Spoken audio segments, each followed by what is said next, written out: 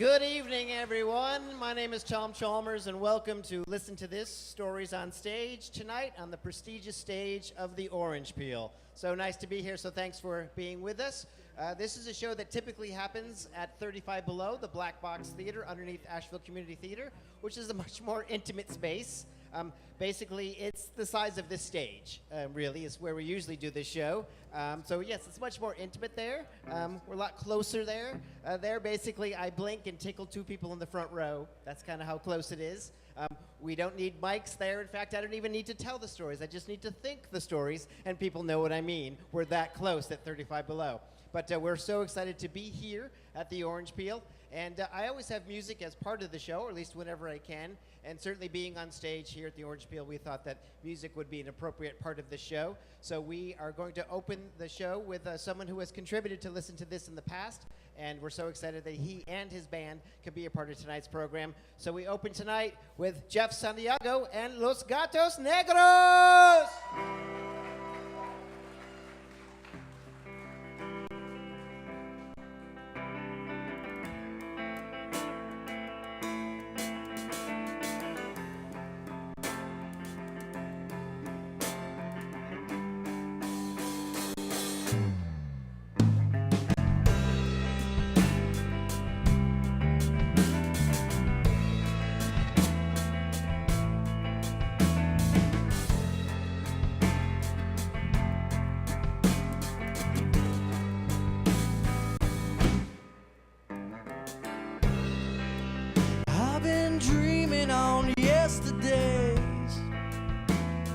One by one they slip away into the great abyss.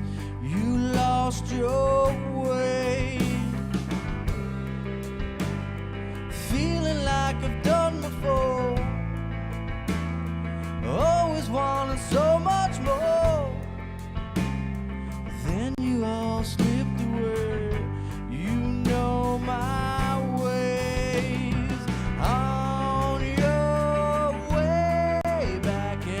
Find us, little bit of what we used to be, all the way back to a time when we dare to be free.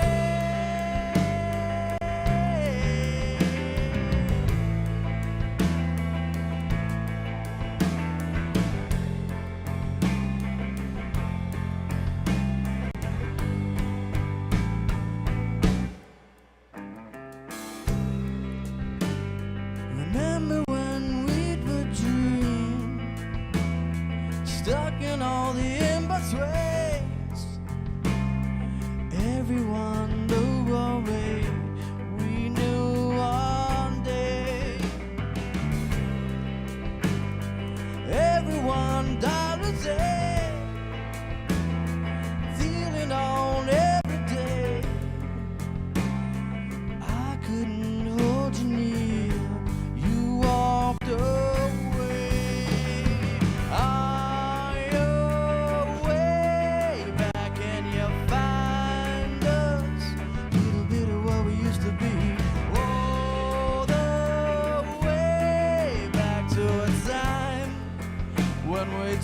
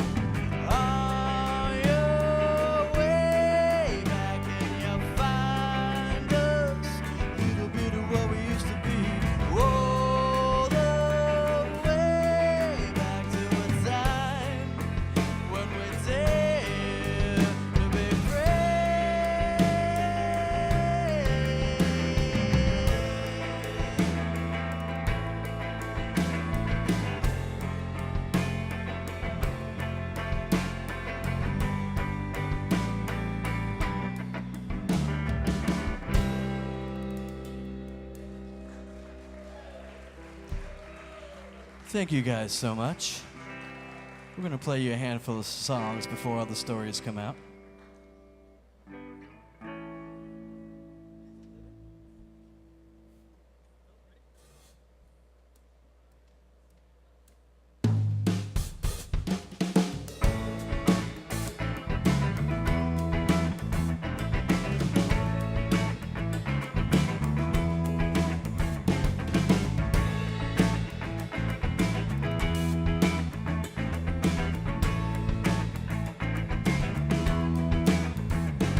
Another free fall, burden in my life. Gravity pulls me down, keeping me from taking flight. Look for reasons why I haven't held the cage. Open up the caged up rage, growing all inside of me. Yeah. I'm gonna get busy living. Whoa, oh, busy dying. Whoa, gonna keep on reaching. Whoa, can't keep me from trying.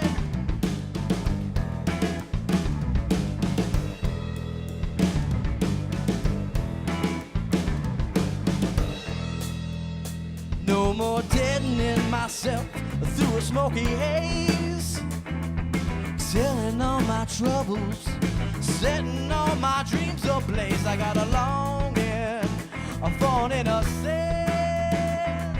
Well, the world can still amaze, and a simple thing seem heaven sent. Yeah. I'm gonna get busy living. Whoa, busy dying. Whoa, gonna keep on reaching. Whoa, can't keep me from trying.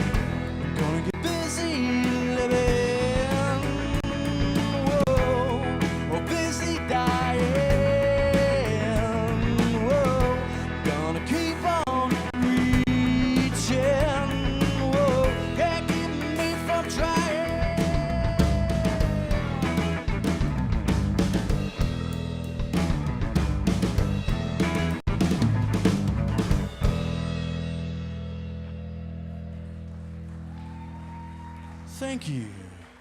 Thank you very much.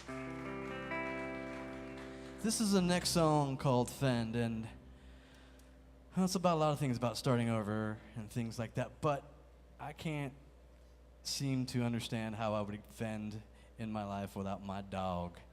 And I knew tonight when I pulled my clothes out of the closet and they were already filled with dog hair, I knew that this was the right event for me for sure. So this one's called Fend.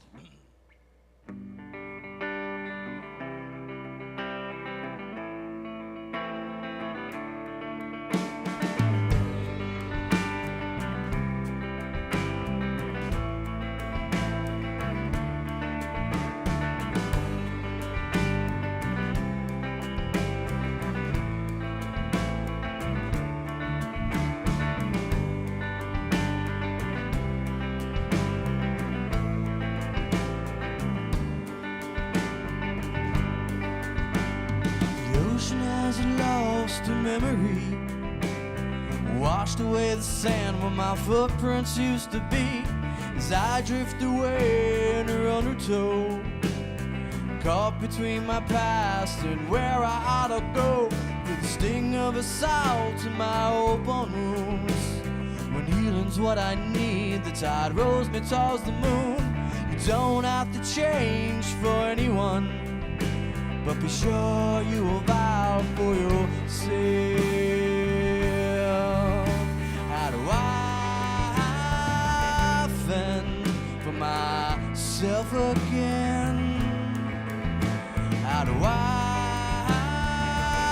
fend for myself again? Yeah. How do I fend for myself again? Yeah. How do I fend for myself again? Yeah.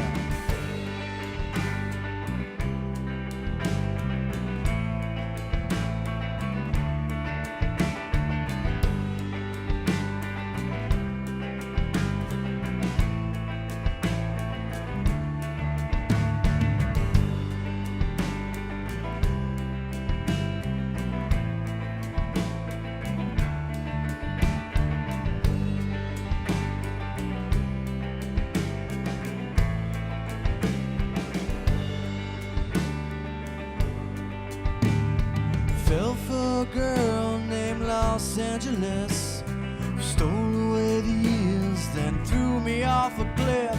As I stumble and fall, I'm wondering, now that she's done with me, where do I begin? Head for a dream on the open road, searching for some stories that haven't yet been told. The wind on my face, I search for that place that I can call my own. How do I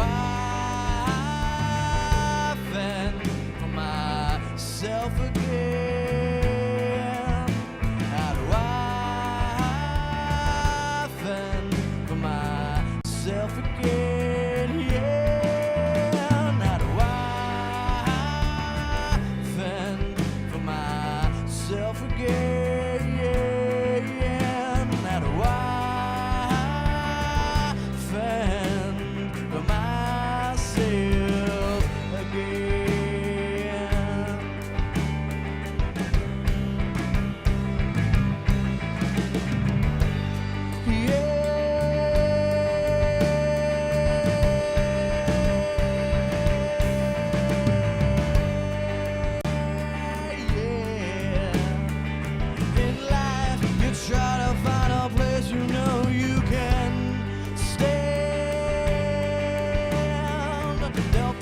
Down and knock you around, and then they'll do it all over again. I'm standing up, I'm pushing back, you know I'm gonna take my swings.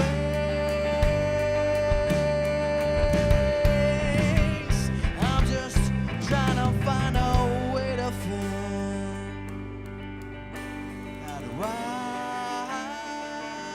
fend for myself again? How do I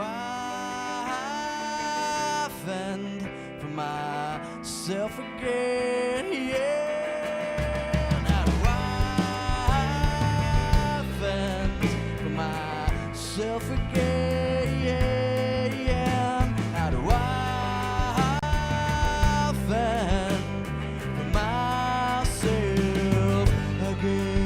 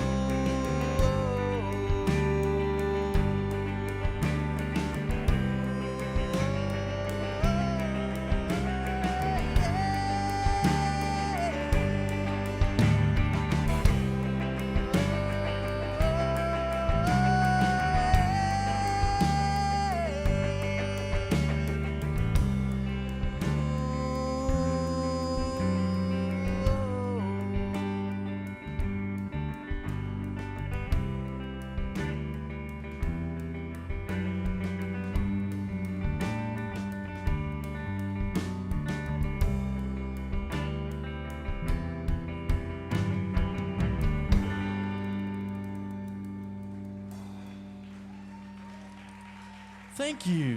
Thank you very much.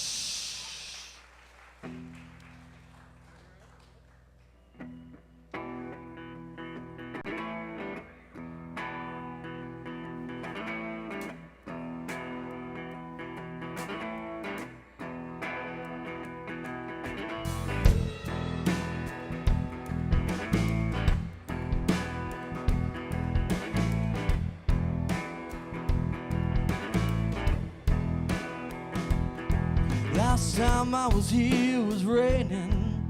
It ain't raining anymore. The streets are drowning, the water's lame, and the ruins wash the shore. I'm just sitting here looking through the rubble, trying to find out who we were. Last time I was here it was raining. It ain't raining anymore.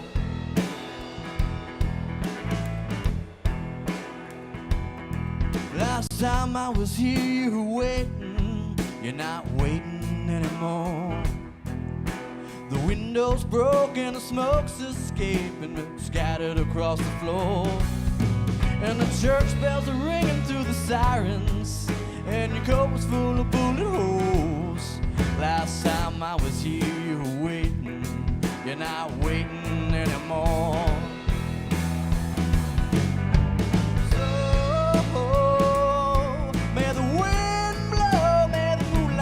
Your name. So let the needle move the record round till the walls cave in. You and I were out there dancing in the dirty rain. Ooh, in the dirty rain. Ooh, in the dirty rain. Ooh, in the dirty rain. Ooh.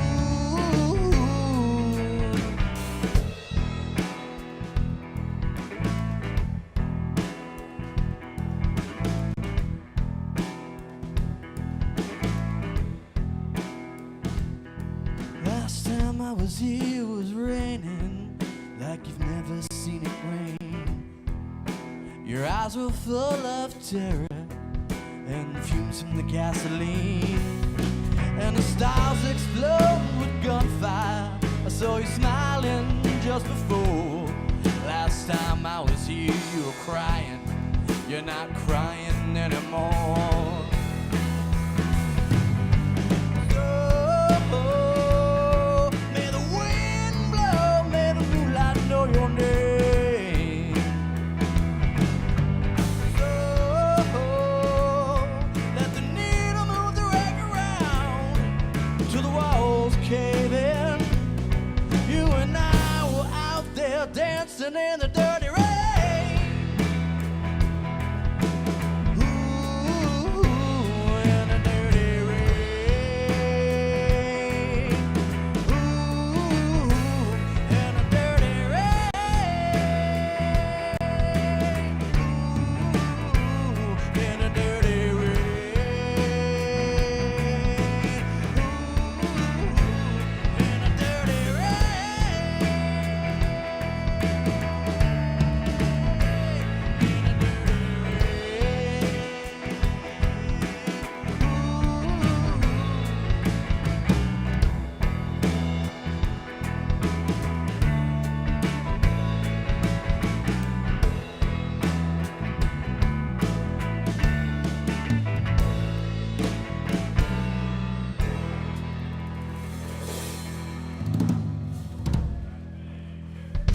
in the dirty Thank you, guys. Thank you very much. It's at this point, Tom asked me to tell a little bit of a dog story. So I'm going to tell a little bit of a dog story really quick. And then we're going to invite a friend up from Brother Wolf.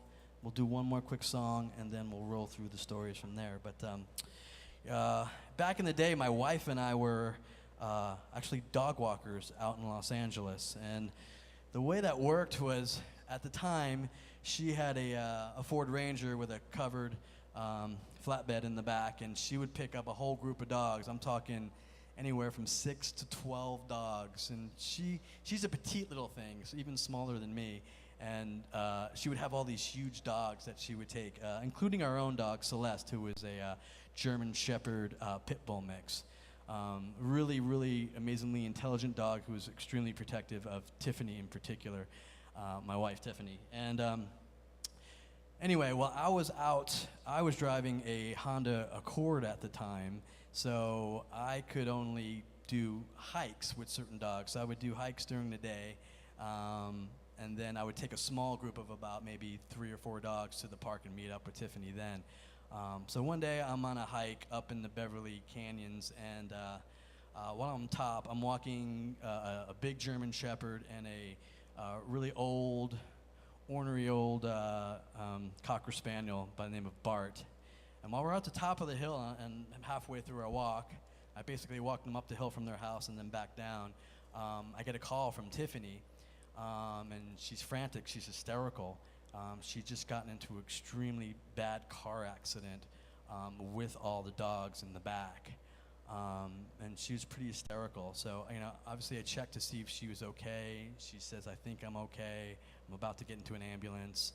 I'm like, "Oh my God, are the dogs okay?" She's like, "I actually checked on all the dogs already. I had to do that before I said I would be willing to get into an ambulance." So anyway, she checked them all out, and I was pretty freaked out, as you can believe. So at that point, I had a choice to either try to pick up Bart and haul ass down the hill, or, which he wouldn't let me, do what I did, and that's basically drag him down the hill pretty quickly. So that was the fastest that dog ran probably in a good 5 years. But I got him back to his house, hopped in my car, and flew down the canyon and across Sunset Boulevard in my car. And I rolled up to the block south of the intersection that she told me she was at, and I didn't see it. So that kind of freaked me out. So I was like, well, let me just go up another small block. So I'm glad I did that, because I was able to actually fly all the way up to a police car that was right at the accident. So I went running out of my car, go flying up. They stopped me because I was hysterical by what I saw. And basically the whole front end of her Ford Ranger was just completely pushed in, and the other vehicle was completely upside down on what used to be the street sign and stop sign. And the dogs were all in the back. So basically at this point, I had to check on Tiffany and then check on the dogs. It's amazing how resilient these animals are, because it was a pretty freaky scene. There was a fire engine, there was the ambulance, and there was multiple police cars taking photos, doing reports, and basically the firemen were redirecting traffic. It was pretty insane at the time. So now I got a whole flatbed full of trucks, and I opened the back bin, and they're all just like so excited to see me. Now I have 12 dogs just like all over my face and licking me and loving me, and it was a pretty sweet moment to see that they were all okay. But they were pretty freaked out, obviously. So then I went to the front cab where our dog Celeste was, and she would not let any paramedic or any policeman into that vehicle, and they were trying to get Tiffany's, her purse and her information and stuff like that. So I went and checked on her, and she did the same thing. She was up all over me, and again, super, super freaked out. So I was able to put her in my car first, and then I went back to the flatbed, and I was looking at about, 8 or 9 more dogs that I needed to figure out what to do with. At that point, we just started making phone calls to random friends and saying, "Hey, I have a wad of keys, and I have dogs that need to go places." Luckily, we weren't too far from the dog park, so we actually had dog walkers recognize the vehicle and realize, oh, one of our friends is hurt, and we got to help these dogs. So out of nowhere, we had 2 dog walkers that actually filled in for some of our clients, and they actually were able to grab some of those dogs, including my own. But I still had to basically stage the dogs in my Honda Accord. So I was taking the little ones out, and I was putting them all in at first. And then there was Archie. And I remember having to leave Archie for last, because Archie's a Leonberger. And if you don't know what that is, it's kind of like it's a relative of a Saint Bernard. He's 150-pound, long hair. His head's like this, like a lion. And just the sweetest, gentlest creature. And I was taking one of the last dogs out, leaving him by himself in the flatbed. And when I closed that door, the howl, just the cry that he let out that everybody could hear, all the paramedics, and it was just this heart-wrenching, piercing, just howl, just like, don't leave me! And it was so hard. I'm like, I'm gonna be right back, I'm gonna be right back. So then I stuffed the other dogs in the car, I grab him, and I really don't have anywhere to put him. And so now I have a Honda Accord, and it's like a clown car. I got basically 11 dogs in there, and a Leon Burger that basically takes up the whole back seat on his own, and he basically just plops down on the seat, and all the other dogs just scattered against the doors, and they're pinned up against the windows and stuff like that. And he's like, and he was frantic. He wanted to get in my car so quickly that he basically squished a couple of the smaller dogs to get in there. But it was just one of those moments where we had a dog walking community, and then people just showed up, and I was actually able to hand the dogs off to a couple people who just showed up, who knew where those dogs lived. And I was like, please make sure they get to the right house. Here's the keys. And it was just an insane thing because I needed to get rid of all the dogs, including my own, so I can go to the hospital with Tiffany. So basically, it's just amazing how resilient these dogs are, because once we got back on the road, they were ready to get into a vehicle as a pack and hit the dog park whenever they could next. So it just brought a lot of joy, and it was a huge part of Tiffany's healing process was to get back with these dogs and spend that time and hike those hills and hit that park, because it's just an amazing experience. So that's basically my story of dogs. On that note, we do want to invite someone up from Brother Wolf who would like to say something. So.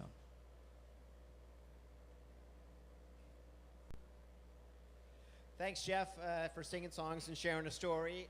So again, tonight's theme, if you haven't guessed already, is Dog Days of Summer, human tales of canine companions. And we thought it might be nice to do a connection with Brother Wolf for tonight. So a portion of the proceeds of the tickets that you bought tonight will go to Brother Wolf.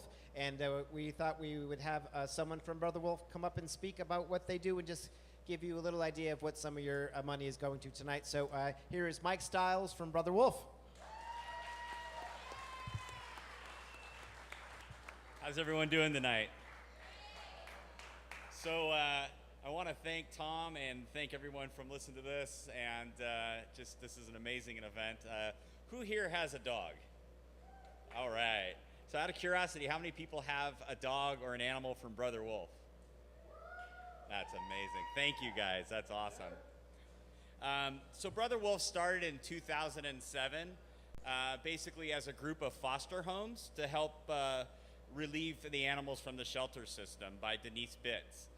In 2009, we opened our first, our adoption center, and actually ever since that day, we have never closed it. 365 days a year, 7 days a week, that shelter is open. We open it basically so that we can make it easier for volunteers to foster, to adopt, and to donate all the animals. Last year alone, we rescued over 6,000 animals from North Carolina. We do have staff, but primarily we're a volunteer-run organization, and we can't do this without our volunteers, our foster moms, which I think we have a couple or at least one in the house. Thank you very much. At any point in time, we have over 500 animals in our care, and that's in the adoption center and out in foster care. So without contributions, donations, foster moms, volunteers, we couldn't save as many animals as we do, and that includes you all tonight. We do dogs, we do cats, we do pigs, we have cows, we have rabbits, we have birds, oh my. We are actually building right now a sanctuary in Leicester that's 85 acres to do a little bit of rescuing of everything, and we'll keep you posted on that. I just really wanted to say thank you everyone for being here. Thank you for supporting us, and thank you for being a friend and a voice for the animals. Thank you, Mike. Thank you, Brother Wolf. And we will have one last song from Jeff Santiago and Los Gatos Negros. Let's hear it for him.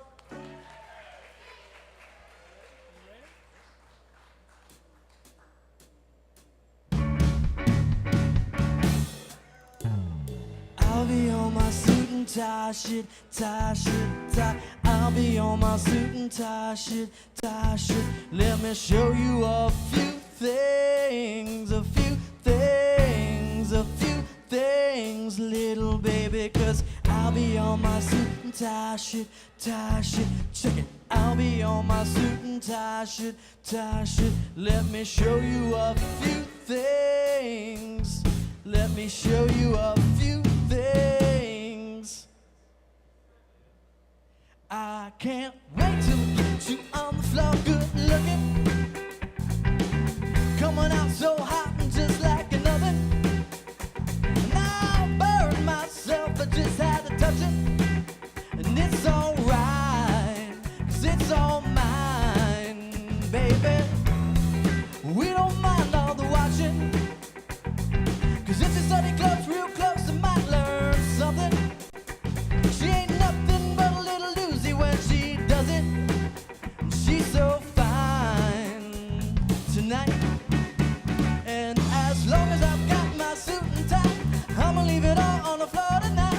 Baby got fixed up to the nines. Let me show you a few things. All dressed up in black and white, and you're dressed in that dress I like. Love is swinging in the air tonight. Let me show you a few things.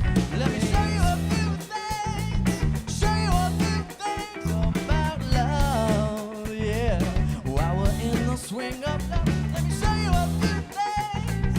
Show you a few things about love, yeah. Stop, let me get a good look at it. Ooh, so thick. Now I know what I call it, a fatty. Oh, shit so thick, gotta hit and picked up a habit. And it's alright, 'cause it's so fine, baby. Go and show me you call daddy. I guess they're just my girl, 'cause they wish they had it. Oh, my thriller, my killer. Yeah, you're a classic. And you're all mine tonight. And as long as I've got my suit and tie, I'ma leave it all on the floor tonight. Baby got fixed up to the nines. Let me show you a few things. All dressed up in black and white, and he dressed in that dress I like. Love is swinging in the air tonight. Let me show you a few things. Let me show you a few things. Show you a few things about love. Yeah, while we're in the swing of love, let me show you a few things. Show you a few things about love, yeah. Ladies and gentlemen, thank you so much. Welcome to Listen to This, a night of storytelling, the Orange Peel edition. Please welcome your host, my favorite dog of Asheville, Mr. Tom Chalmers.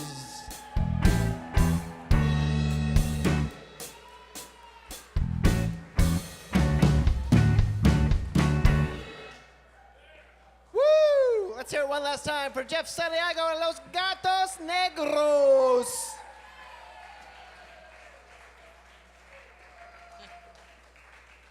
Fantastic. Hello, yes, I am Tom Chalmers, host of Listen to This, Stories on Stage. Welcome to Dog Days of Summer, Human Tales of Canine Companions. And could I just say how exciting it is to be doing this show on the stage of the Orange Peel, to be celebrating dogs on this stage, the same stage where Snoop Dogg has sung, where Pitbull has performed, where Little Bow Wow has brought it. That's right, where Three Dog Night had their last performance together, where they shot some edited scenes from Dog Day Afternoon, where Dog the Bounty Hugger caught his 400th fugitive. Do you know the story Lassie Came Home? Do you know where she was? She was right here on the stage of the Orange Peel. I'm getting the sense that none of what I said is actually true, but it is still very exciting to be doing this show on the stage of the Orange Peel. So I am thankful to Jeff and everyone here at the Orange Peel for welcoming us on this stage and letting me bring my lectern with me. I'm a little clingy about the lectern, for those who know me. So yes, those who know me know that I always like to start the show by asking who is here at Listen to This for the first time? Little applause. Well, welcome, and who has seen me do this time and time again? God bless you.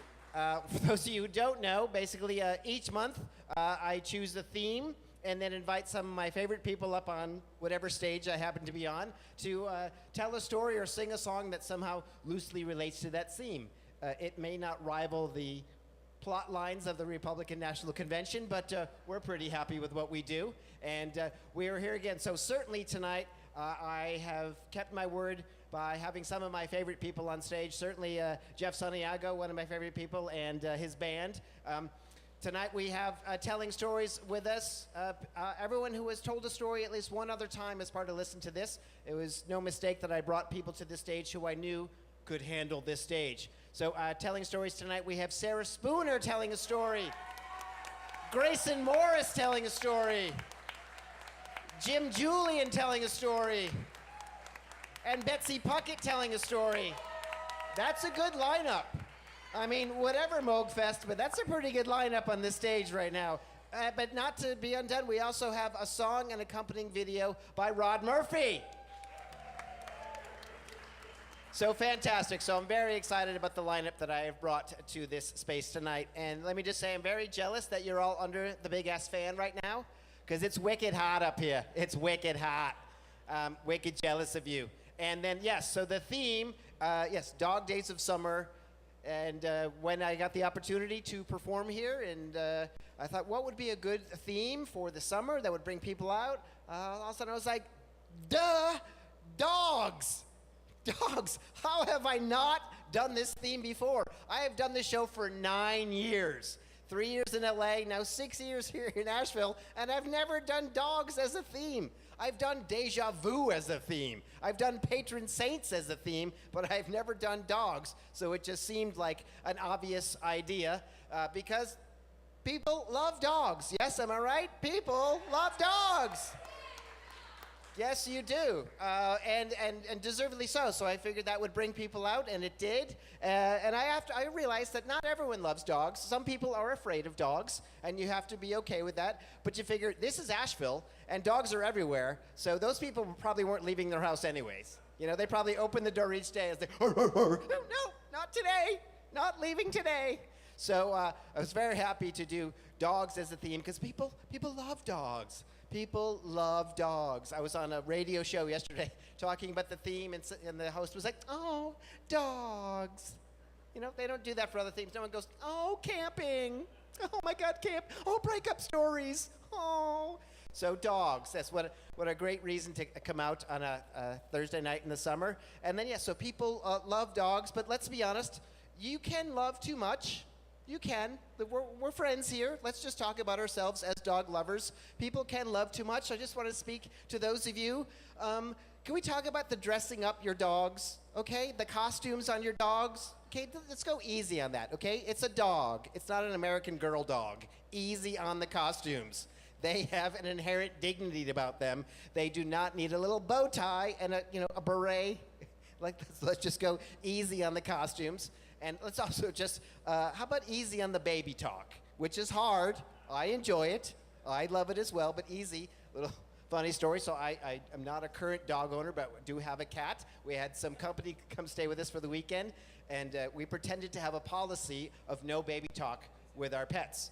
We're like, please interact with our pets as much as you like and enjoy them, but we feel that baby talk is kind of demeaning to both you and the animal, so we really discourage that. So in front of them, we would always address our cat like, who's a good boy?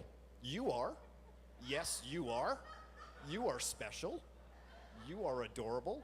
Something like that. So we literally kind of gonna wake up one morning and they're out there like, you are our princess. You are, I can't. We're like, we're kidding. You're so special. You're just a buddha. But seriously, maybe just dial that back a little bit. So excited that we have dogs as a theme and great people to tell great dog stories. And I was particularly excited about having dogs as a theme because I admit, as a storyteller, sometimes you are a little insecure about your story. You're just not sure if your story is good enough. You worry, I don't know if this is a good enough story. But let's face it, when you're talking about dogs, you're talking about your dogs. And everyone's dog is the best dog ever.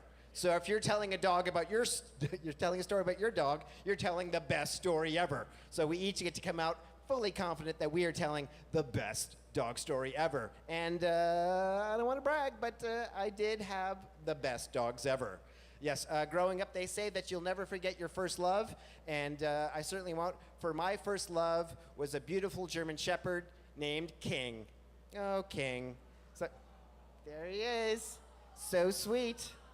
Look at that little one. Someone forgot to tell him that horizontal lines aren't slimming.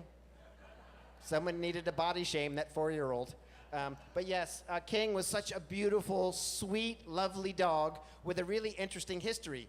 He was given to us by a friend of the family who was living in Washington, D.C. at the time, and this dog basically failed like FBI training. Like his mom was like a legendary like government operative. Like again, she like Balto had nothing on her. Like she was just great. And then King came, and they were expecting him to live in that legacy. But sure enough, they're like running him through that training, and the test operator is like, "All right, kill," and he comes up and like licks his hand and lays over, and is like, and just was like Ferdinand the Bull basically during all that. He just was lovely in the face of like, "I draw a gun, sniff, sniff, pet, pet, purr." So just failed out of FBI training, so they basically were like, "We don't want this dog because it won't kill foreigners on cue." So it had nowhere to go, so he brought him to us, and we loved him. He was so good and so sweet and so special, but in that training, that imprinting stuck to some degree. It did.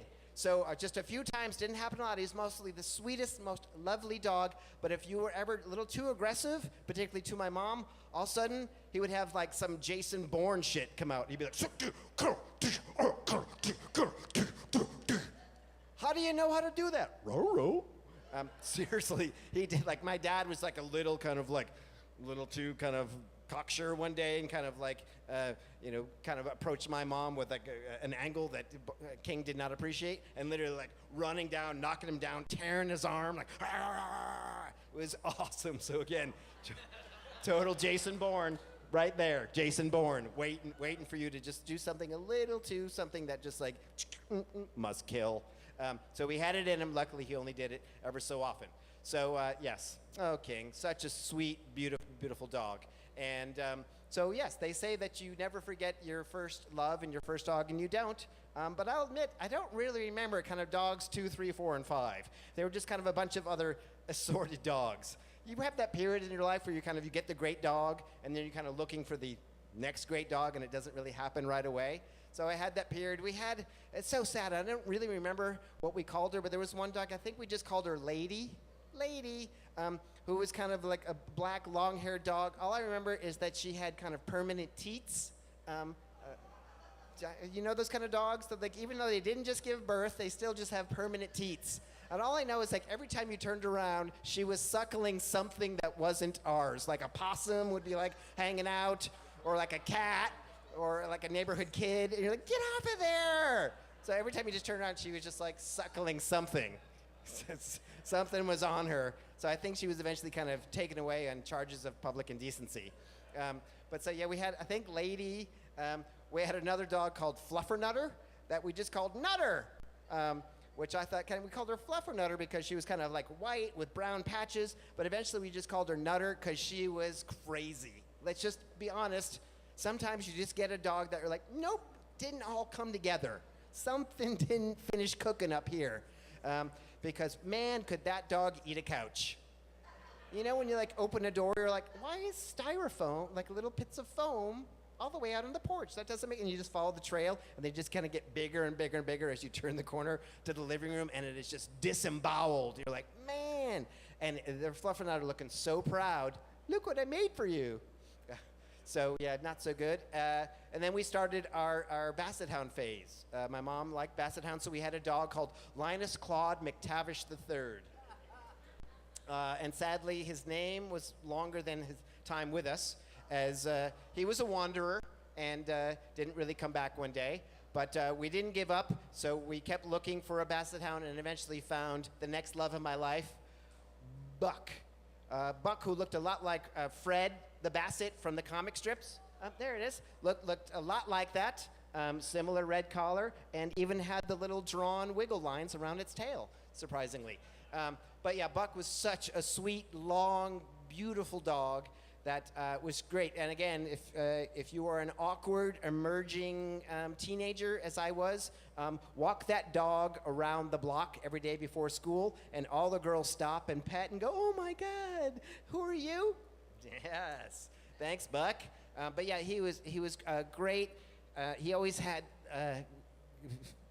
like food crusted on the bottom of its ears because you always put a plate down for him, and his ears would drop in, and then he'd get these little like flaky crusts. But it was just such a sweet dog, and I have two really specific memories of that dog.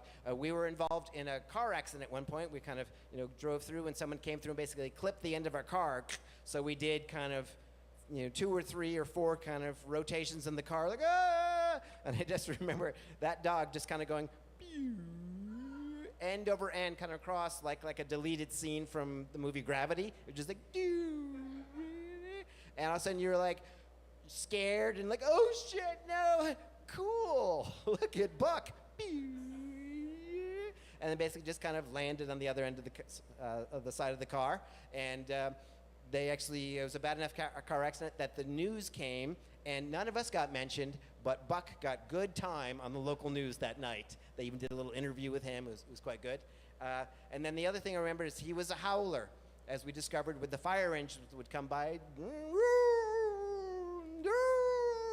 He would chime in and just loved it. So we realized that we could trigger this by just kind of reproducing the sound. Hey, Buck. So we would do that, and then one Halloween, I remember we ran out of candy. You just kind of gauge how much candy you're going to need, and I guess we had one of those years where kind of the people with the minivans kind of come up and just like dump out people and just take lots of candy. So we ran out of candy at about 7:20 kind of thing. We're like, oh, what are you going to do? Kids kind of keep coming up, and people are bummed when you're like, sorry, don't have candy.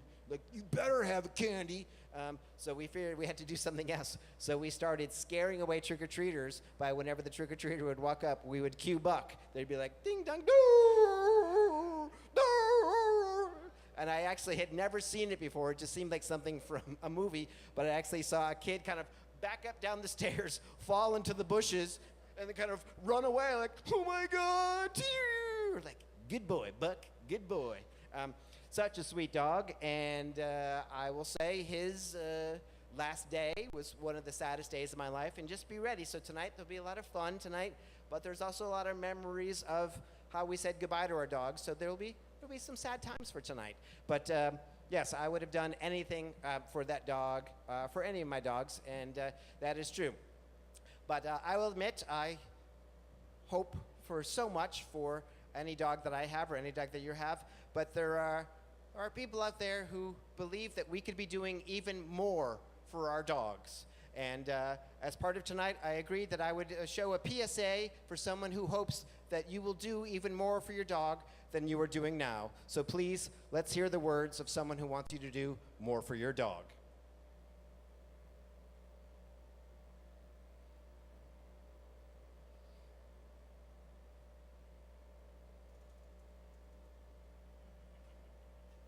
Did you know there's over 525 million dogs in the world? Of that 525 million, over 80% have owners, caretakers, parents, bitch daddies, what have you. But did you know over 100% of those dogs don't know how to read?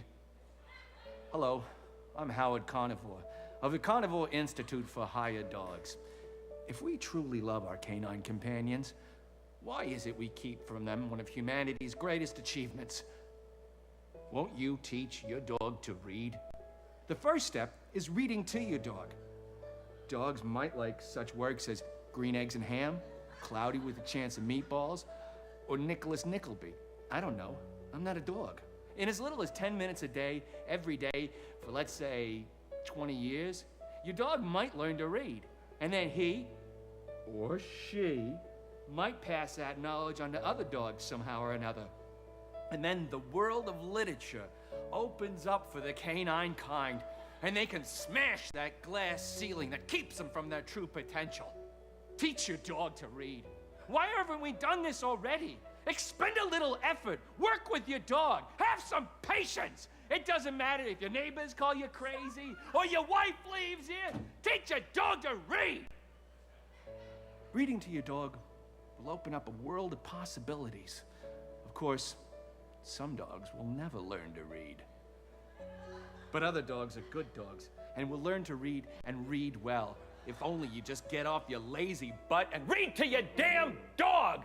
Damn it! Just give it a chance. That's all I'm asking. Just try, for Christ's sakes. And then maybe all dogs will learn how to read. And when all dogs read, then maybe one day my dog will become the first dog president of the United States. Do the world a favor and teach your dog to read. Right now, every minute wasted is another minute of crushing dog illiteracy. Teach your dog to read! Come on! God damn you, you lazy ass bastards! Teach your dog to read! Do it! Do it! Thank you.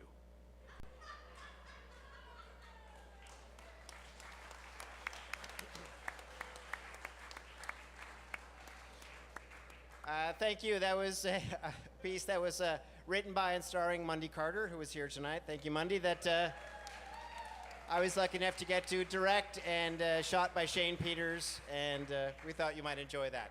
So again, we're excited that you're here and have some great stories to roll out. I'm excited to bring on our first presenter. She is someone who has contributed to Listen to This before and to very successful results. She's also been on the sports talk show that I co-host, Steve Sack Syndrome on Asheville FM, and she is a contributor to SportsIllustrated.com, and we're so excited that she's here to tell us some of her dog history. So let's start our evening by welcoming Sarah Spooner!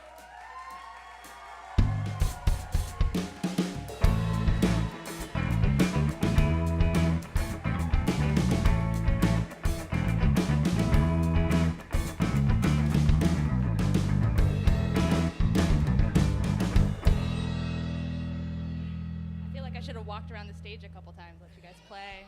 Get it going. So I feel the need to preface my story with two very important facts. The first is what I'm about to say is completely true, and the second fact is that all of us still talk to each other, at least occasionally. So I got my first dog when I was 6. I picked her out at there we are. I'm the one with the shoe that's mismatched. I picked her out at the Loudoun County Animal Shelter. She was this 2-year-old, about 35-pound, short-haired border collie. She was all black and white, and she had the little salt and pepper legs and the little curly tail with a little white spot. And I loved her immediately. We rode home together in the back of my mom's tan and wood-paneled 1970s-something Chevy Capri Classic station wagon. The kind that had that seat that faced backwards in the 3rd row that was designed to kill you in a fender bender, but was really good at waving at drivers and then flicking them off and you were too far away and your mom couldn't hit you. That seat. That's where I and the unnamed dog were sitting, and I was very, very happy. So I'm the middle of 5 kids, and I never got anything of my own. Like, I got a hand-me-down gerbil.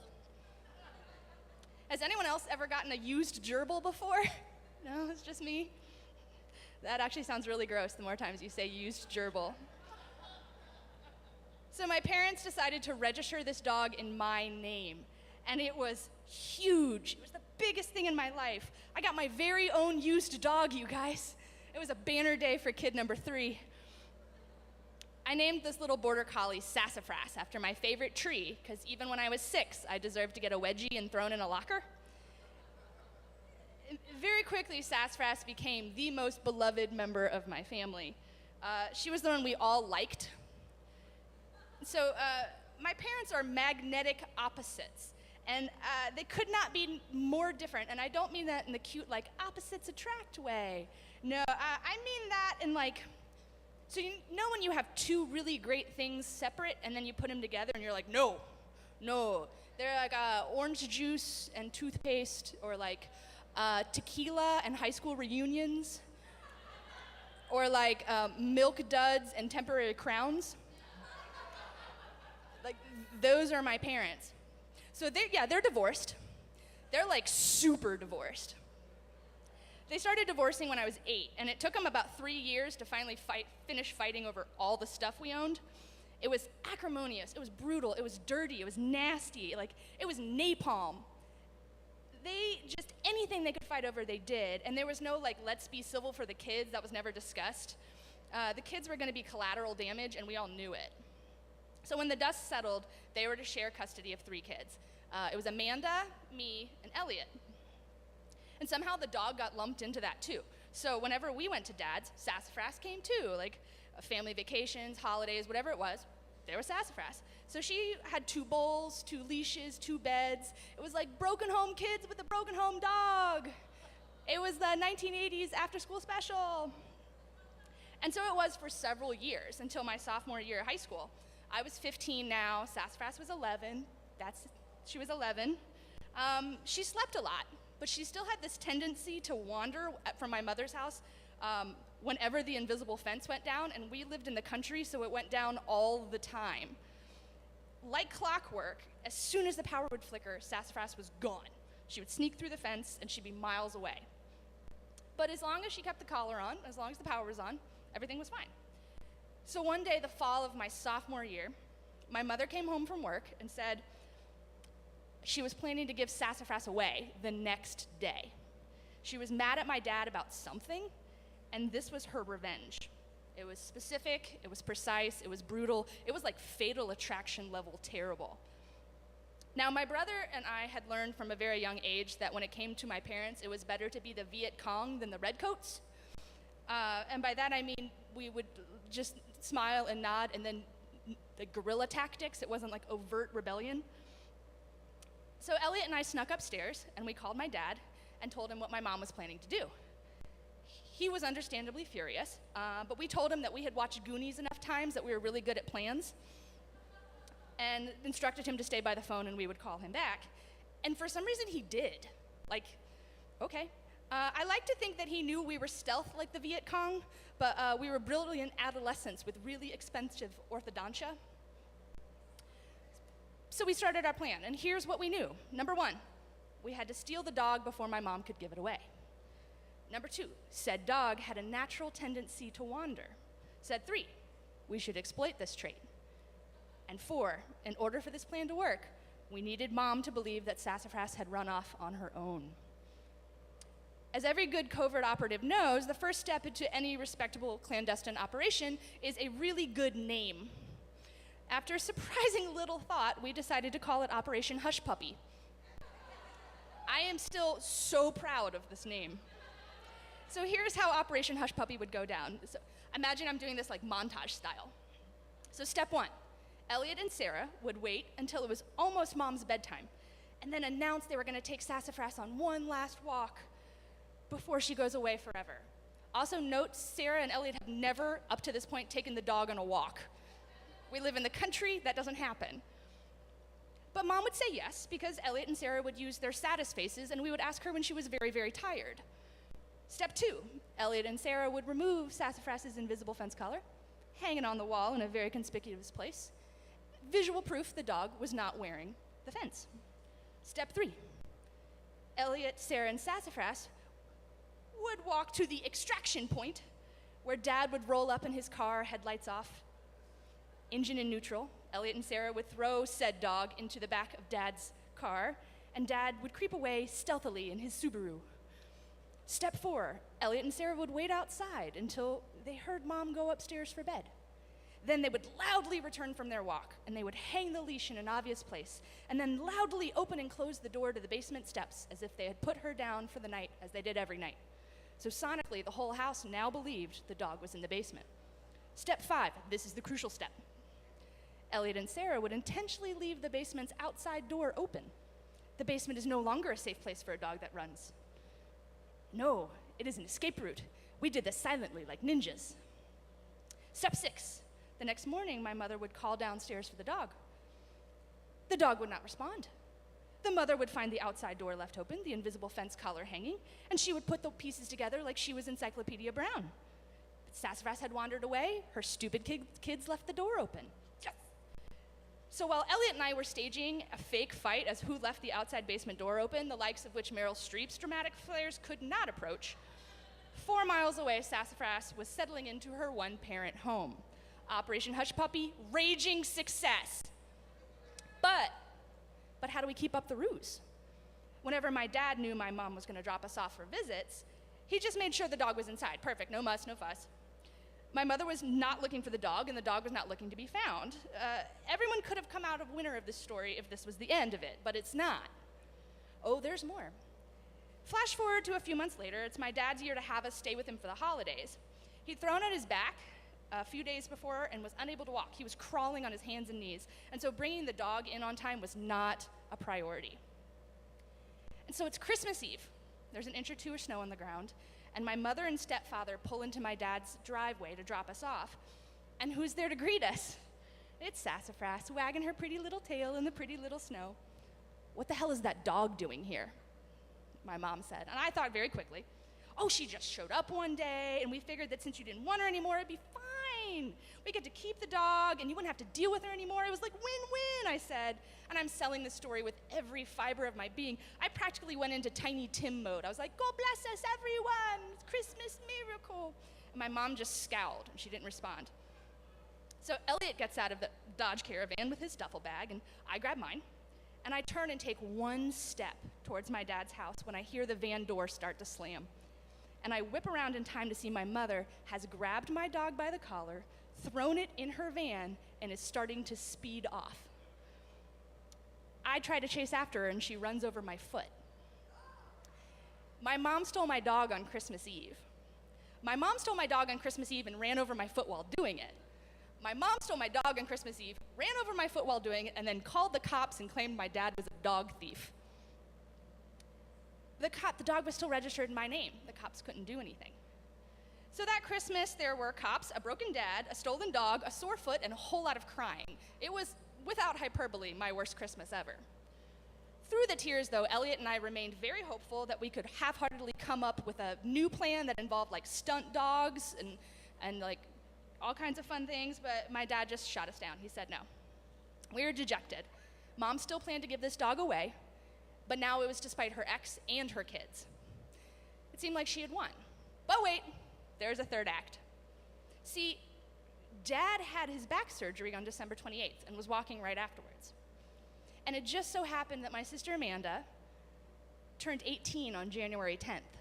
And she was doing what so many 18-year-olds do. She was going to move out of her parents' house very dramatically and move into the other parent's house, just across town.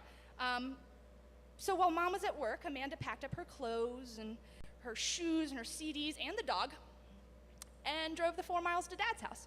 Meanwhile, my dad went to the county registry's office, changed the registration from my name to his, and went home. My mother came home and found both dog and daughter gone. She was only upset about one of those. Spoiler, it was the dog. She called the police again, and who told her that the registration had been changed and they couldn't do anything about it.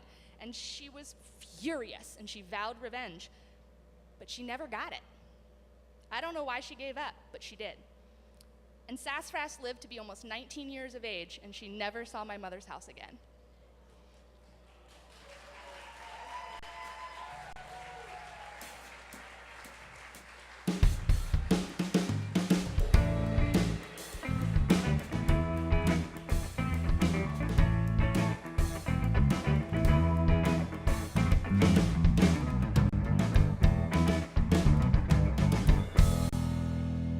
Let's hear it one more time for Sarah Spooner, all right? Did I tell you? So those who may be new to listen to this, that's the whole idea behind this show. Stories so good they should be shared on a stage in front of as many people as possible. And when Sarah told me that story, I was like, you have to tell more people that. So fantastic. And also, if you've seen the show before, you know that I like to hear people's stories and then kind of be the little bird on the back of the rhinoceros and poach their ideas and pretend that I came up with them. So yes, the whole idea of like other people's dogs and or like dogs of divorce is a really specific thing. I was living in Los Angeles for a while and was good friends with a couple, Johnny and Ina, great couple, although kind of a Richard Burton, Liz Taylor kind of quality about them, and they had great dogs between them. including this dog Prudence, very sweet dog, who that whenever food was around, she would kind of come slowly creeping in, kind of like, as if somehow you can't see her because she's dark or whatever like that. And again, they were great. They wouldn't even look up. They just go, "Back it up, Prudence," and she literally would like. She was awesome. So Prudence was just great. So Johnny and Nina reached that point where the kind of drunken arguments and kind of heated debates just weren't cute anymore, and they decided to break up. And again, enjoyed both of them very much. They're both great people. So you're like, "Oh, I'm so sorry to hear that. Oh my God, I'm here for you." So who gets Prudence? Oh, Johnny? Yeah. So I'm gonna be his friend. You do understand that, right? I mean, I love you, but he has Prudence. And Nina was like, "I completely understand. Go be with Prudence." And I have that a little bit with also when you have friends and you love your friends, but it's obvious that maybe you love your friend's dog a little bit more than you love them. And my friends Scott and Jenny Bunn, God bless them. I enjoy them. They're great, great friends, but they're clearly aware that I love their dog Gary to a kind of embarrassing level. We were neighbors on the same street for a while, which was great. And any time that they would go out of town, they would, "Hey, could you look in on Gary?" And I'd pretend to be like, "I suppose. I don't think we're doing anything that night." I'm going to try to play it off cool. And I'd just be like, "Yay, Gary!" And again, he just, like, dogs can hug you with your eyes, right? Have you heard that story? Like, dogs can hug you with their eyes. And Gary can just, like full arm embrace you with his eyes. He's the sweetest dog ever. So when they were moving, I was like, "Is Gary moving? Can Gary stay in the house and you guys just move?" Literally, like I just love Gary. I love Gary. It's embarrassing. Like, I have done things for Gary that I have not done for anyone else in my family, my wife, otherwise. Like, when they go away, he's kind of an anxious dog, and he's particular, so he won't eat. So I will literally go and be like, "Num, num, num, num." I will pretend to eat a bowl of dog food. So he'll be like, "Oh, that looks kind of fun. Num, num, num, num, num." But you can't watch him while he's eating. He's very self-conscious. So I'd be like, "Num, num, num, num, num," put it down. And as soon as he comes out, you have to look away. Look away. I'm not looking. I don't know what you're doing behind me, but I'm not watching you. And I would literally do that for like an hour just to get him to eat, kind of thing. And he also is very afraid of storms. He does not like storms. So when thunder happens and everything, and he goes in and he gets under the bed, which was kind of like a crib at the time. Their kids were younger at the time, and literally just and would not come out. So I went and laid down on the floor and literally fell asleep holding hands, like his paw and my hand underneath the bed, just like, "Gary," and like woke up like 3 hours later, like I fell asleep holding the hand of a dog that was scared of a storm. Meanwhile, my wife has the flu or something. I'm like, "There's medicine in the cabinet. I got the game on. You'll be good." But I gotta go check on Gary. So yeah, it is embarrassing how much I love Gary, and I have to have the reckoning every time I go there. Gary's a little older that I have to like say goodbye every single time. "Okay, great, thanks for having us over." Like, I have to say goodbye to Gary now. And I have to go and like look at him and hold his face in my hands and be like, "I'll be back. You will too, right? You're gonna be here. Okay." And then everyone has to kind of like go to the other room because it's a little awkward. So yes, there are dogs of divorce and dogs of moving and dogs of friends, and sometimes you just have to be honest that like, I'm just a little in love with your dog. So we are treated to have someone on stage here who has been on this stage before. She was here when we did Listen to This before a few years back, and she was recently on this stage opening for Louis C.K. when he did his kind of surprise concerts, and she opened up all 3 shows and did a fantastic job. She's been a constant contributor to Listen to This, and I'm so happy that she could be part of tonight. Let's please welcome right now Grayson Morris.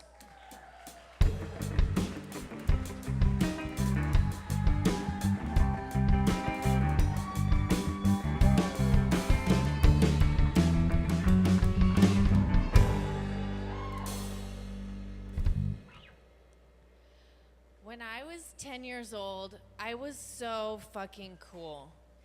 I was cooler than I've ever been or ever could possibly be again.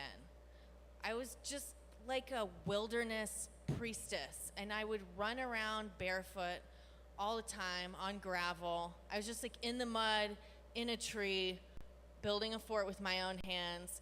Like, just imagine me on top of my roof with like the wind in my hair, just like staring down passing cars. I was so cool. Finally, we got a dog. Yes.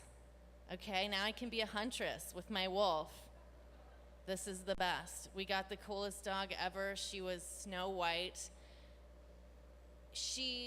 In color, that wasn't her name, but she was white like the snow, like a beautiful white wolf that a huntress could have. We named her Sadie. She was beautiful. She looked like I don't know dog kinds, but she looked like if a unicorn turned into a mermaid and then that turned into a dog. Like, she was totally mystical, and she had a deep sadness in her eyes. And my mom said that she was a sensitive girl because she had a hard life, and it was hard. The shelter was hard on her, and she had to have like a dog abortion in the shelter, and she just came to us kind of broken. And but she was so cool. She was the coolest dog ever, and she would like follow me to school. Like, Mary had a little lamb, and she would like stand up on her little hind legs and do tricks. And she was awesome. So one day, my next door neighbor's dog came up to the porch. He hadn't met her yet, so he just ran up on the porch as he would normally do. And she chased him off. Even though she was shy, she was just like, "Get out of here. This is my home now." Super dignified, like the most dignified dog ever. And our neighbor's dog was super dumb, like a really dumb, poofy dog with a dumb face with his tongue out all the time, just like a dog's like, "This is awesome." You know, he was way dumb, but they became best friends, and they loved each other so much, and they kind of looked alike because they were both poofy. And they would go everywhere together, and my neighborhood was so cool. Like, I grew up in the woods, and I would just run around with like my pack of other woodland girls, and we were just like awesome. And the dogs too, they would just run wild and lead their own independent dog lives. We don't even know what they were doing out there, just leading their own awesome lives. So they were super besties and would hang out all the time. And the neighbor's dog's named Bo, and he would come over every day and stick his little face in the glass door and wait for her, and we'd see him and we'd let her out, and they would go off together and have their adventures. And Bo belonged to my next door neighbor, whose name was Hunter, and she was a really nice lady. She was like a middle-aged single lady that lived alone in a house, which was really weird because when I was a kid, everyone that I knew lived with their family. Like, every family had kids, all kids had parents, everything was like super nuclear and normal, and it was weird that this woman just lived alone in her house with her dog. And my parents were like, "Yes, well, she had a husband, but you know, he was abusive and she left him, so she just lives alone with her dog." And it was so sad. We were like, a sad, lonely woman alone in a house on a hill with her dog. Her dog is all she has. It's like a horrible narrative that we made up. I don't know why we did that, but anyway, society put that on us. We were just children.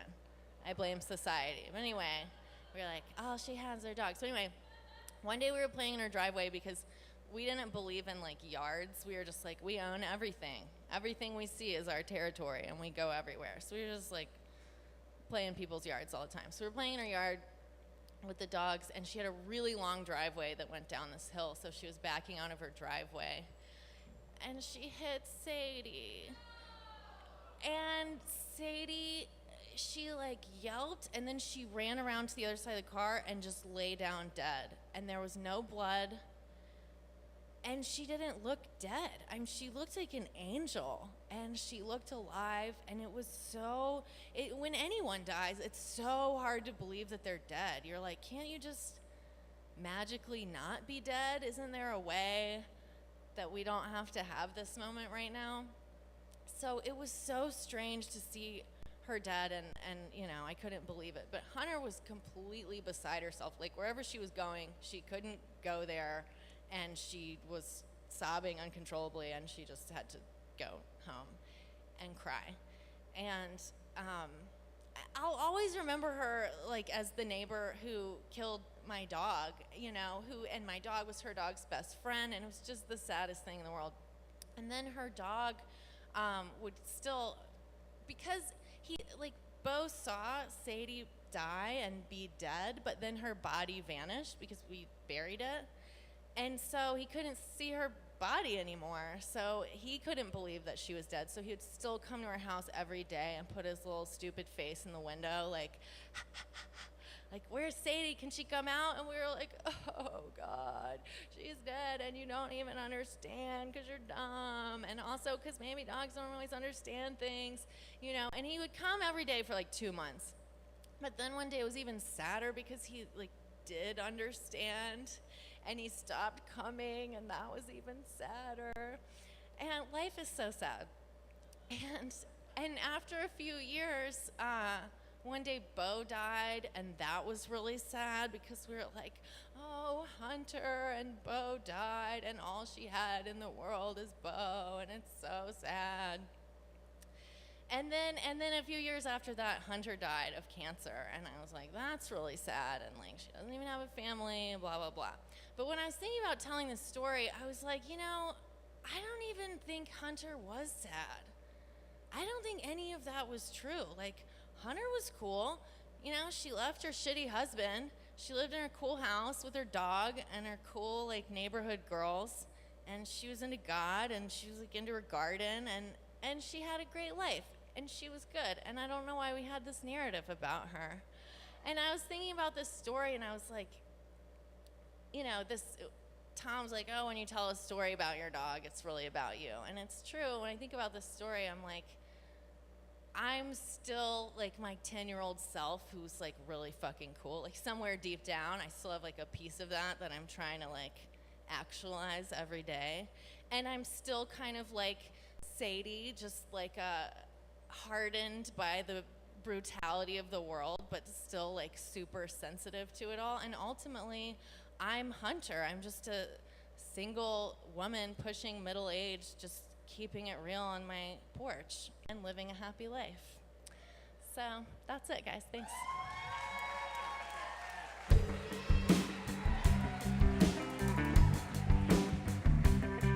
Grayson Morris.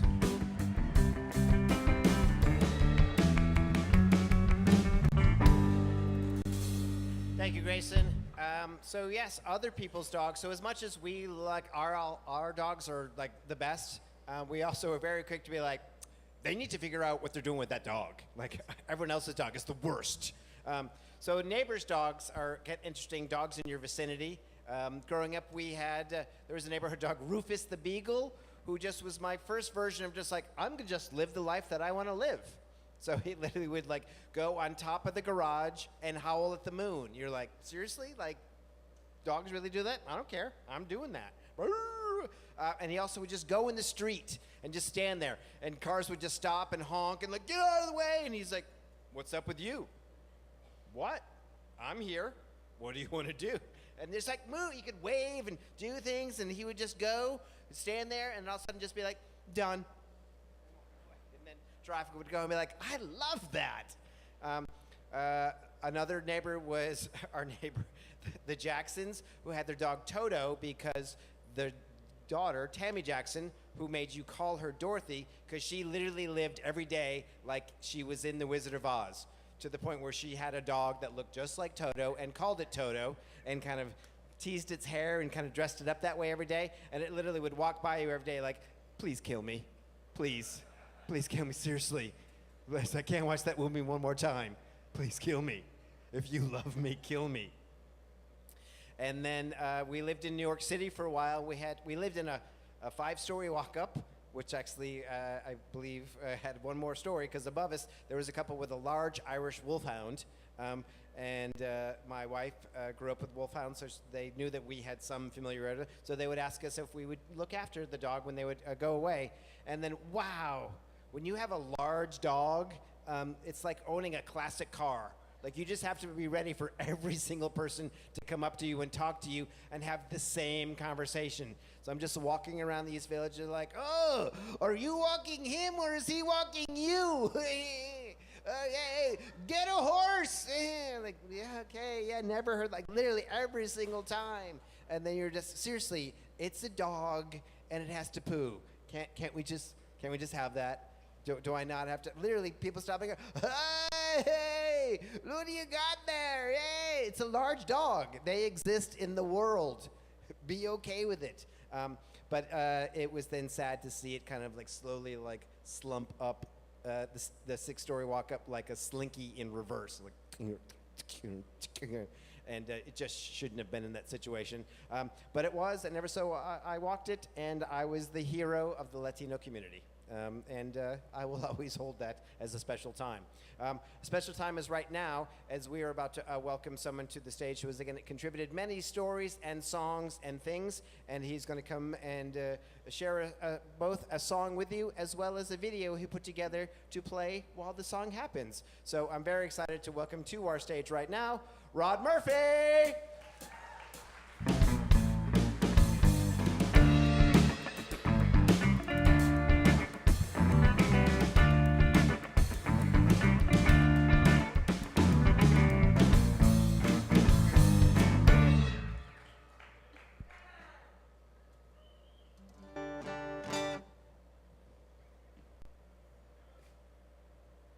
8 years ago, in an especially bleak economic time, I took my lovely wife and my kids to a Asheville Tourist baseball game. And it was mainly because I got free tickets because I did some video work for them, and they gave me like these box seats where they fed you shrimp and all kinds of stuff and free beer. So it could be like entertainment and like nourishment for my like family that was like in the middle of this awful foreclosure thing that we were going through, because Countrywide switched to Bank of America in the middle of the night, and then somehow we got on some blacklist, and like we're getting threatening things nailed to our door. So somehow by the 7th inning of this rain delayed-ish game, because it's baseball and because Brother Wolf is like only second to Mission Hospital in Asheville, we had a new member of our family because they had like a dog giveaway at the game. And I was like, there's no way the kids are going on vacation this year, and it'd be like this great distraction from the constant panic and the paranoia. And the dog seemed just like this really ugly, homely poodle. And it seemed really sad and kind of like it had this awful life and maybe was beaten or something. Maybe not, I don't know, but it just seemed really meek. And so, yeah, we'll get that dog, and they kind of sort of give you a warranty, a few days. If it doesn't work out, you can kind of return it. And it's great. 3 days I don't have to think about living in a box under the bridge. It's so, those 3 days, it was the greatest dog we ever had. And then like the third day, the third minute after the third day, he just decided that he knew the warranty was up, and he just started to shit and piss and chew all of my shit up, crap on only my stuff, and just like he instantly loved Gina, my wife Gina, because Gina's this like dog guru, sort of has done every single thing Tom was talking about in his opening monologue with the baby talk and the clothes on the dogs. And when people have problems with their dogs, they call up Gina. If they have problems with their birds or fish or, raccoons, they call up Gina because she's sort of like a dog whisperer. And so, I sort of put all that behind me. It's sort of a great distraction for the foreclosure stuff. But eventually you started getting really old. The dog hated me. It was like we were like rivals. Nemesis is George and I. And I don't know, half a dozen times I sort of thought about setting him free, like driving to Raleigh or to Columbia, South Carolina, and just like letting him back into his natural habitat. But because my kids like him so much, and because my wife likes him so much, it's sort of like just a little fantasy. And you know, things are pretty much the same. I kind of wish this video we're about to see was a tribute video. One tiny little part of me wishes it was kind of this memorial video.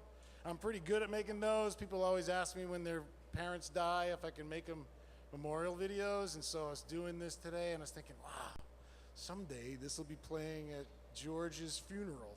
But probably not, because he's probably going to outlive me and everyone else here, because the dog, nobody knows how old it is. It seems like a puppy because it's an ugly poodle, but poodles always seem like puppies, and they always seem like girls, too. I don't know why, if that's sexist or something, but I feel like poodles are puppy women.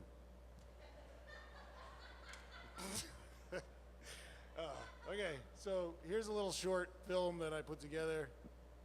Georgie. Who's that baby, boo-boo? Who's that baby? Where's the baby? Georgie, baby. Where is she? Where is she? Where's Georgie? Where's Georgie? Where's Georgie? Georgie. Georgie. Where's Georgie, baby? I am going to love you unconditionally. I am going to love you unconditionally.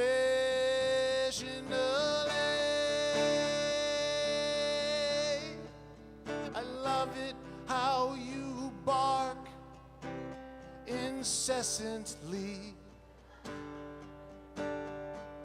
every morning at 5:45.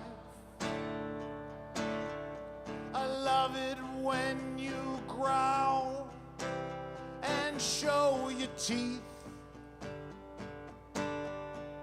every time I walk casually by. And I am going to love you unconditionally. I am going to love you unconditionally.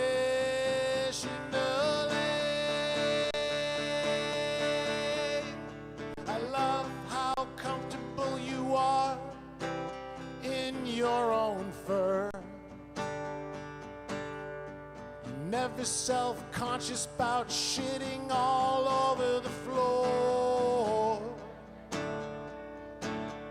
I love whenever I go into my bedroom and I see your ass planted firmly on my pillow. Whoa, whoa, whoa, and I am going to love you unconditionally. I am going to love you unconditionally. I love how you chew holes in my favorite socks, and you're such a generous urine donor. I love it when you frighten my children with your throbbing pink poodle boner. And I am going to love you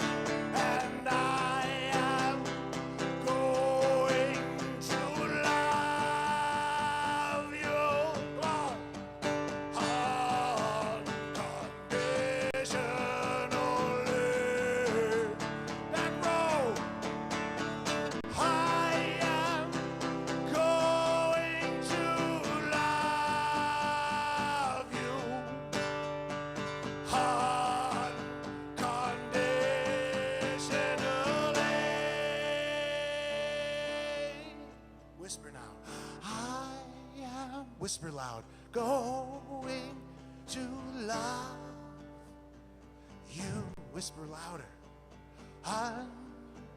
Unconditionally. Sway and whisper. Sway to the left. I am going to love you unconditionally. One more, 12 more times, here we go now. I am going to love you unconditionally. For George, for George. I am going to love Who wants a cookie? Who wants a cookie? Ooh, Georgie. Who's that? Who wants that cookie?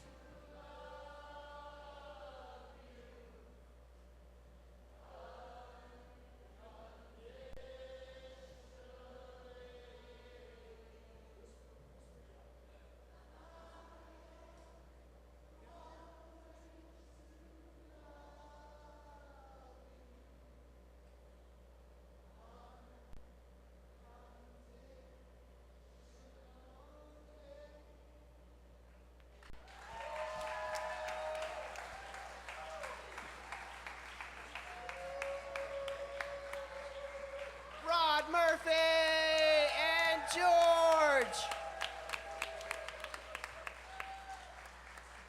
So good. I really do enjoy everybody I've brought to the stage tonight, and Rod is so part of that. He did mention, yes, you're not quite sure how old a dog is. It is good to know how old a dog is before you engage in a relationship. When we lived in Los Angeles, we went to one of the shelters to get a dog, and we saw this beautiful kind of black German Shepherd, and on the sign it said, over 2 years old. Great. Seems to have figured out whoever it's going to be at this point. So we go ahead and bring it home. One of my favorite names ever. We called it the notorious DOG. Thank you.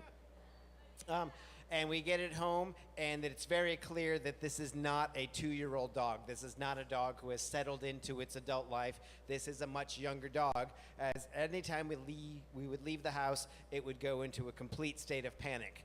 And we later found out, no, your dog's about 7 months old, kind of thing, which is exactly what you don't want to be bringing into a not home all that often kind of situation. And one thing that manifested with it is at one point we go, and this is back when you had landlines in the early 2000s. You go to pick up the phone, and we're like, tick, tick, tick, tick, tick. No, there doesn't seem to be a dial tone. I wonder why. So I go outside, and we have a little phone box outside. I open up, and there's a little spider nest in there. And I'm like, oh, spiders, you spiders. So I call the phone company. I'm like, yeah, so I guess we have kind of a spider issue in our phone box outside, so if you can come and take a look at that. So indeed, they do come out, and the guy opens it up, and he's like, yeah, and the person is like, no, that doesn't seem to be the issue. There are spiders in your phone box, but they have not done anything to compromise your phone line. So he kind of comes in the house, and he's like, I think your main problem is that there is no phone line actually in your house. I'm like, what do you mean? He's like, well, look around. There is no phone line in your house. And where it came into the house, there was a little nib, just a little blue wire about that big, nibbity nib that came in. And otherwise, the line that is supposed to go all the way through the house had been eaten by our dog. In a moment of anxiety, why would you come back? Please come back. I need you so much that I will prove it by eating the entire phone line of the entire house in a 3-hour period and making it so that you cannot make calls, so that you hopefully will never leave the house again, because I am that anxious. So yes, if you leave your house and you come back and your phone doesn't work, you might want to check your dog's poo to see if there's long blue cable in there, because it might have eaten your phone line, because he did for us. Oh, DOG. So Rod did mention a generous urine donor in his song, and here to continue on that theme, please welcome now Jim Julian.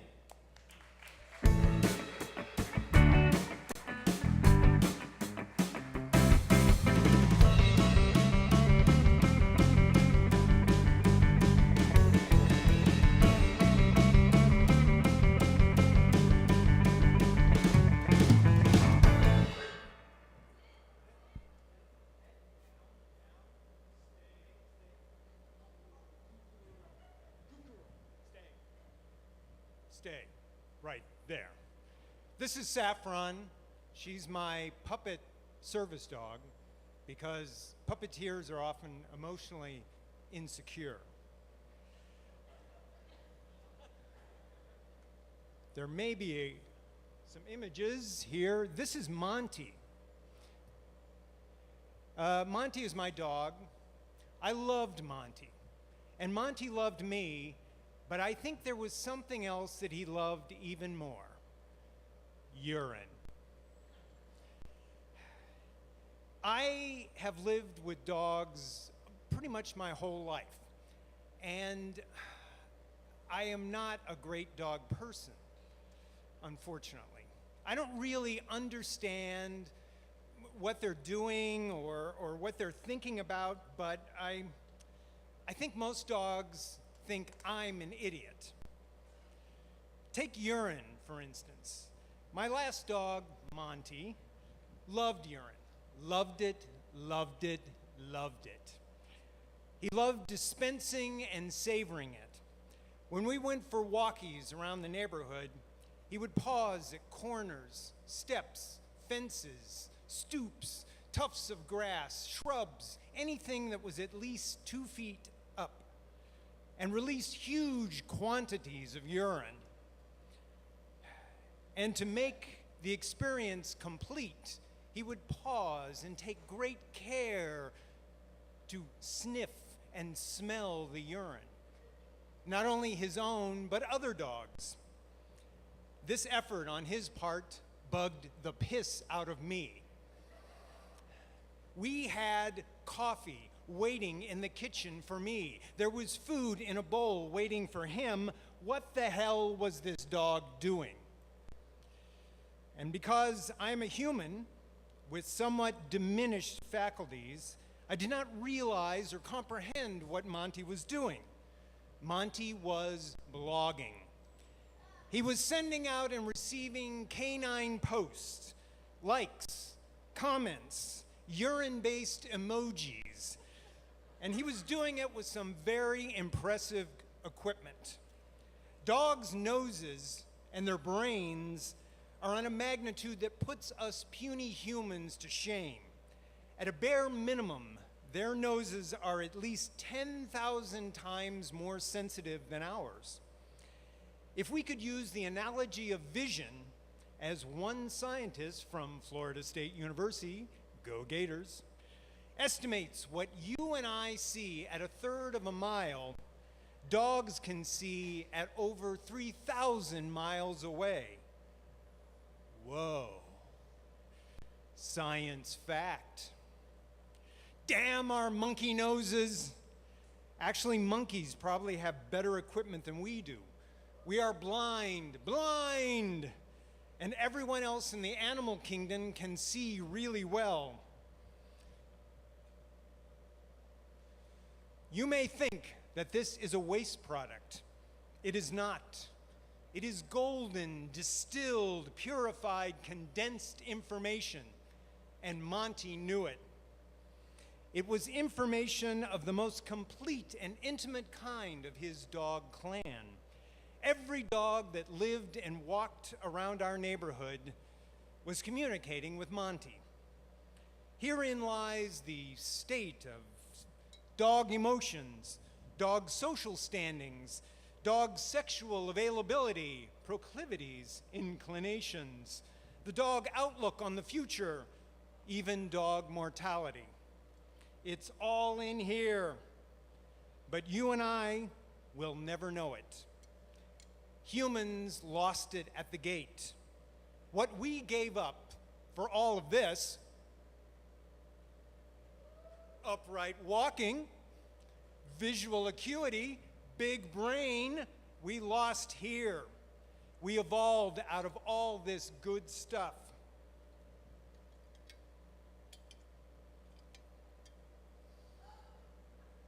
Nothing. I can't even smell you guys in the front row here. That's kind of sad. Now, Monty, that was a different story. We could not walk more than 10 feet without him stopping to deeply examine something that was right there, right there. He would savor each smell. And if he really, really, really liked it, he would roll in it. You know, just for the glory of it.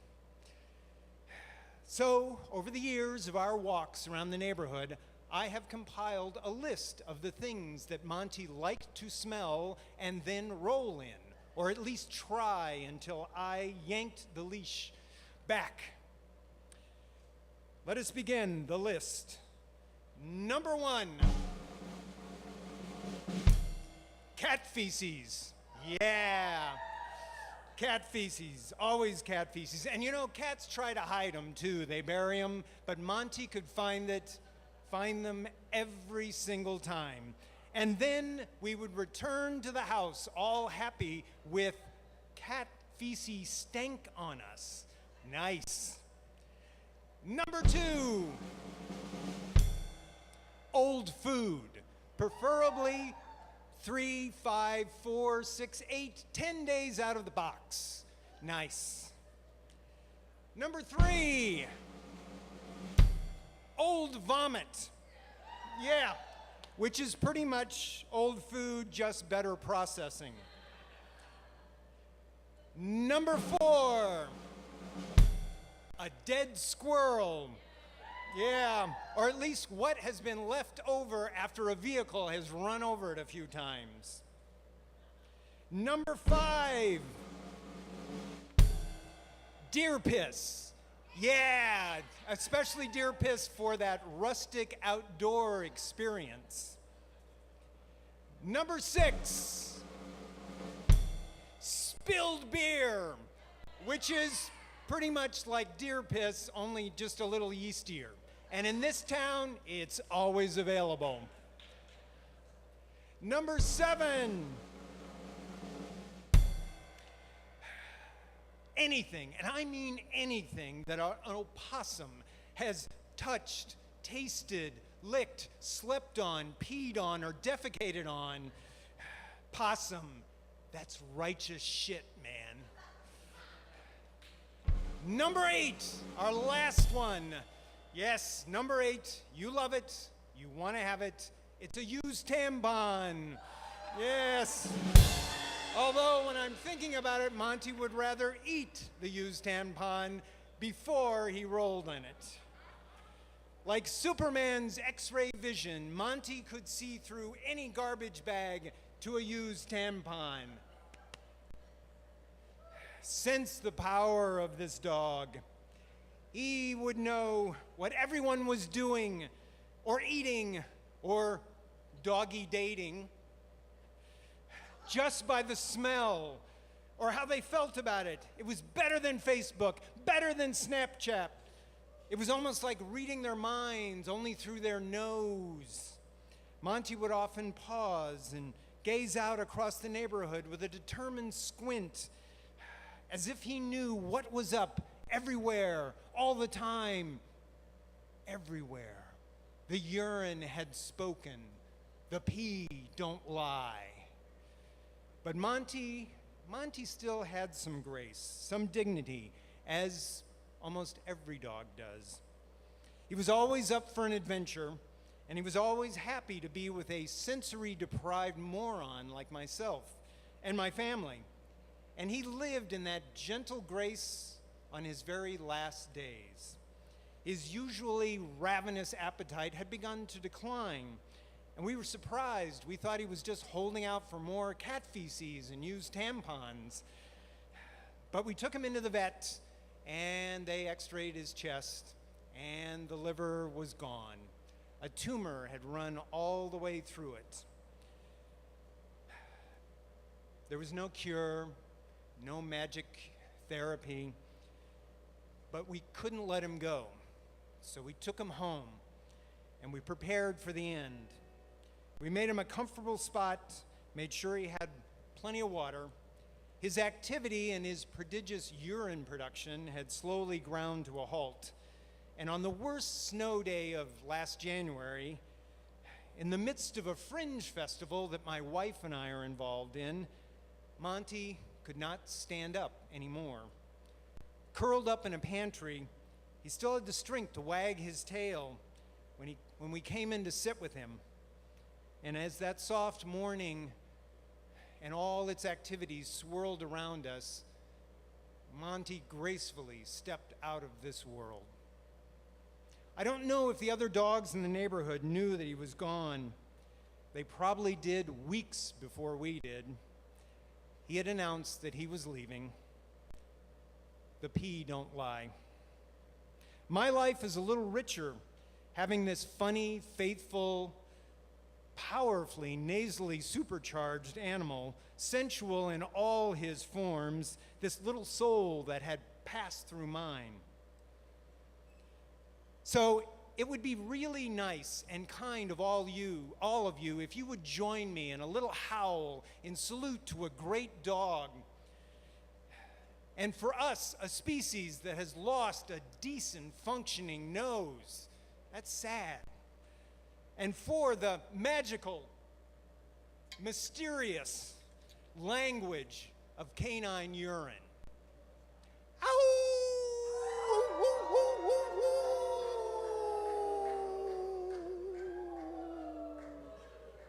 Thank you.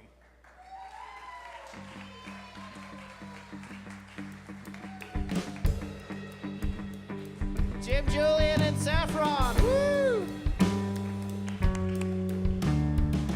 Thank you, Jim. Thank you, Saffron. Thank you, Urine.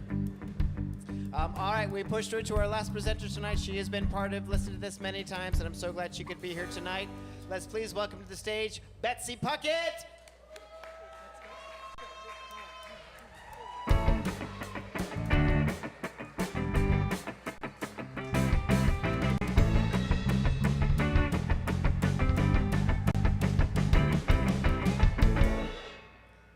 It's like menopausal hot in here, isn't it?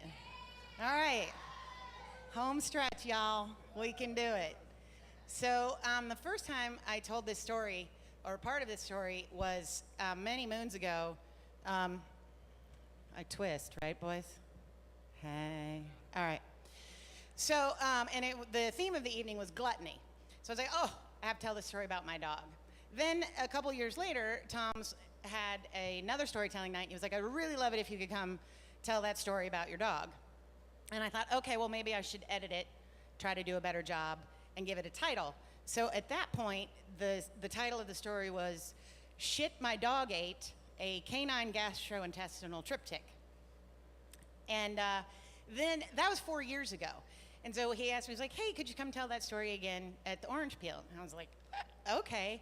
But a lot of time has passed, things have changed, so I thought, all righty, we'll mix it up. So this is the Willie Nelson remix to all the dogs I've loved before, and a cosmic exploration of number 2.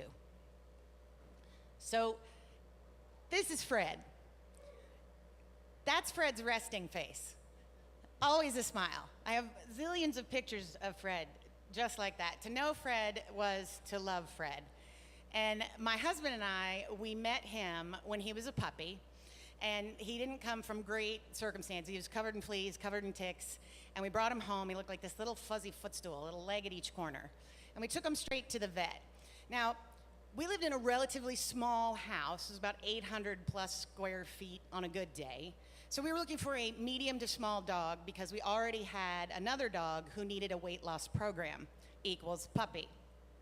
So we found this puppy, and they're like, oh, it's a border collie, it's great. So we take the border collie to the vet, and she checks him out, and then she casually leans against the counter and says, now when dealing with your large to giant breed dog, what you want to do, and I heard nothing after that. She kept saying it. He had a perfectly good name, Fred. But no, he was the large to giant breed dog. And I was like, I'm sorry, you have to stop saying that. We don't have room for a large to giant breed dog. We have room for a border collie, which is what we got. And she said, no, you got a border collie and a Newfoundland, all in the same dog. Okay, so we lived in this Fred was the most ebullient soul you have ever met in your entire life. He was big, he was bouncy, he topped out at like 85 pounds, I think. And because we lived in such a small house, frequently you found yourself stuck in a little bungalow nook and cranny with said 85-pound dog who, you know, he was very nosy. He was about average human crotch height, but he wasn't super rude. So he basically, whenever he was home, all he did was back up. Because we would get stuck in a corner, and then he would just work his way out of the corner, and he had a 10-gallon head, so he sounded a lot like Darth Vader on a truckload of antidepressants. You know, so it was everywhere he went. For 11 plus years, we got to look at this. We really did. And at right around the 11 plus year mark, Fred wasn't really acting like himself. And one morning we woke up and we found him in the kitchen, and he was having a tough time breathing, and he failed the ham test. Now, Fred had horrible arthritis. He was born that way. He had bad elbows and knees. Who knew dogs had elbows and knees? They do. Write it down. Look it up. So he always had a limp, but it never bothered him. He didn't care. So occasionally he'd get stuck in the wintertime. He'd get really stiff. So we'd just throw some ham on the floor and up he'd get. Well, this morning, he failed the hams test. He didn't get up. So I raced him to the vet. And after we got there, about 20 minutes later, he was gone. But damn that dog. The whole time he was on the table and they were working on him, and like I said, everybody loved Fred. Every time I talked to him, he wagged his tail all the way to the end. It was like, I'm good, I'm good, I'm good. Look where I'm going, look where I'm going. I'm good, I'm good, I'm good. Look where I'm going. Dun, dun, dun, dun, dun, dun, dun. And out. The vet figured he had had something wrong with his heart, and I agreed. Now, this is Winnie. This is the grande dame of the story, The Shit My Dog Ate. Right? Charming little face, huh?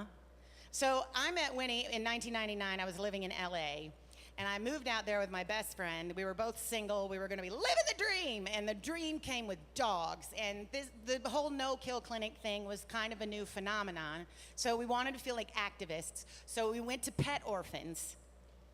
And every dog at pet orphans was barking, barking, barking, except this one here. She was just looking at me. And Winnie was always very expressive. Always. You could always tell what she was thinking. You know how you have an inner voice for your dog? Like Fred just sounded like this. He was like, okay, we're going to go over here, and I'm going to eat that, and I'm going to sniff this, and it's cool. Winnie was much more demure. When I first met her, she just took one look at me, and she was like, you look fine to me. Would you get me out of here, please? So I did. I took her home. And I'd had dogs all my life, but this was my first dog. She was mine. You know, we belonged together. And we adopted a puppy along with it. So Cheryl, my roommate, and I, we were like, we're going to do it. Living the dream. We're going to read a book. Basically, what I can tell you about when you have your first dog, it's a lot like bringing a baby home from the hospital. There's just a lot of fluids. A lot of fluids. Everywhere fluids. Okay? So we read books. It was like, okay, if you're going to potty train a dog, you should take their accident and put it in the grass and stand over it so they could smell it.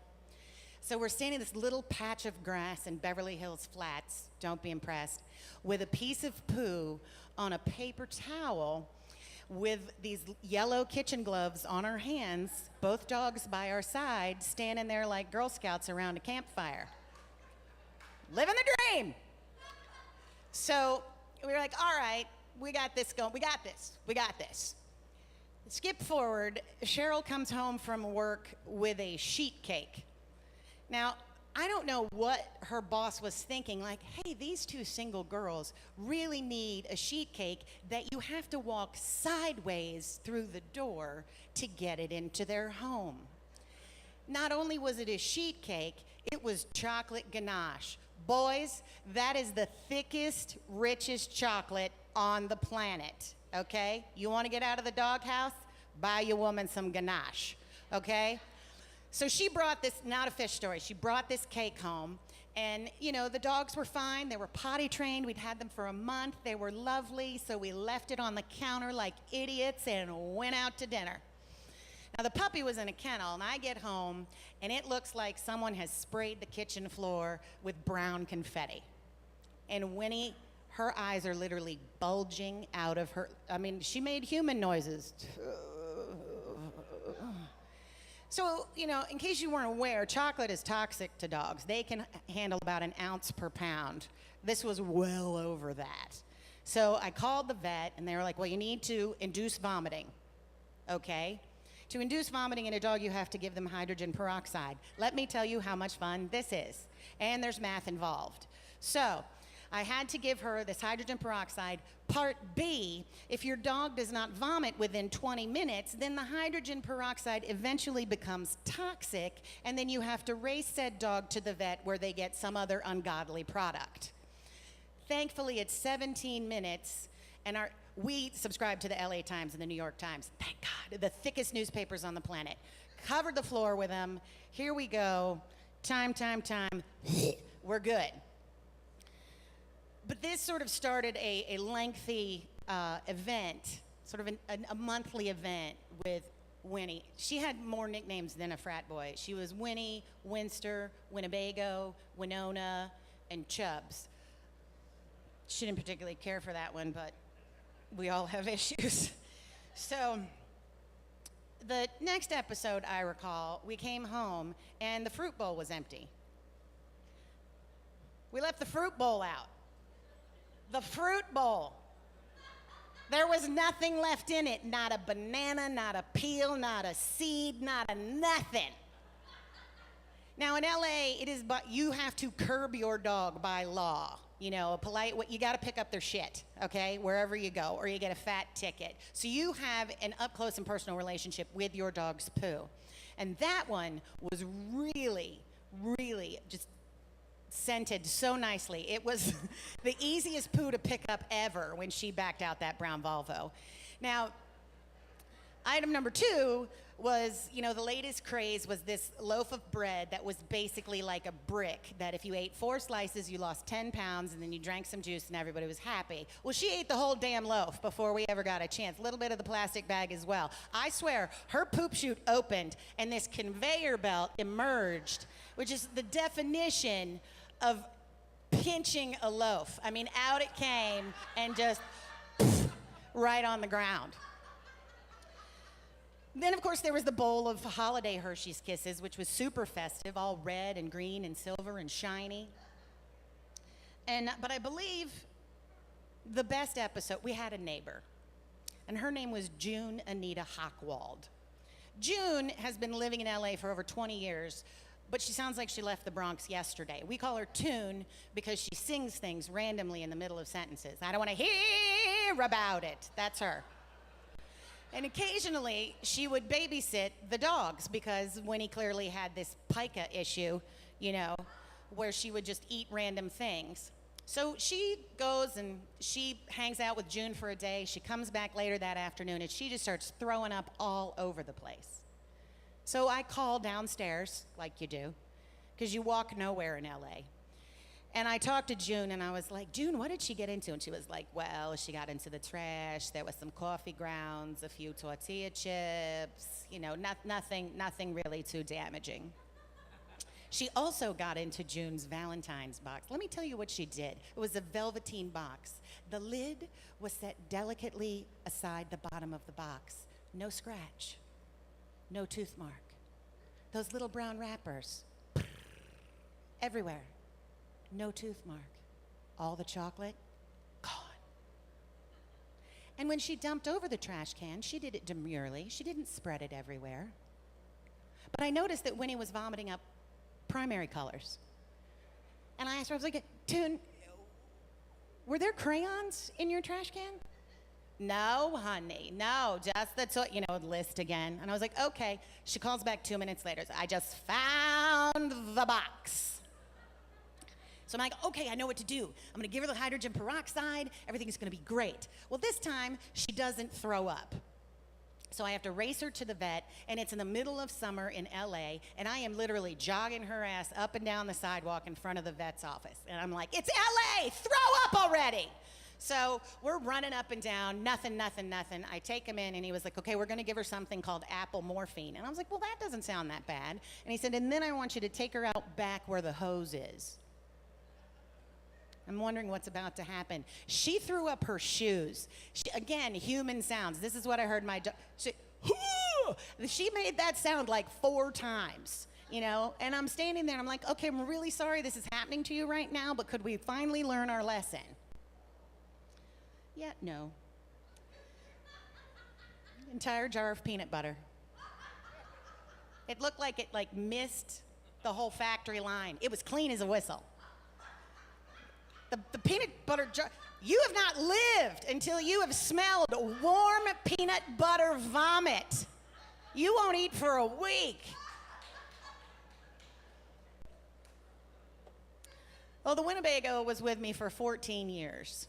And the last time I told this story, I'd already signed up to tell this story, and then she up and died.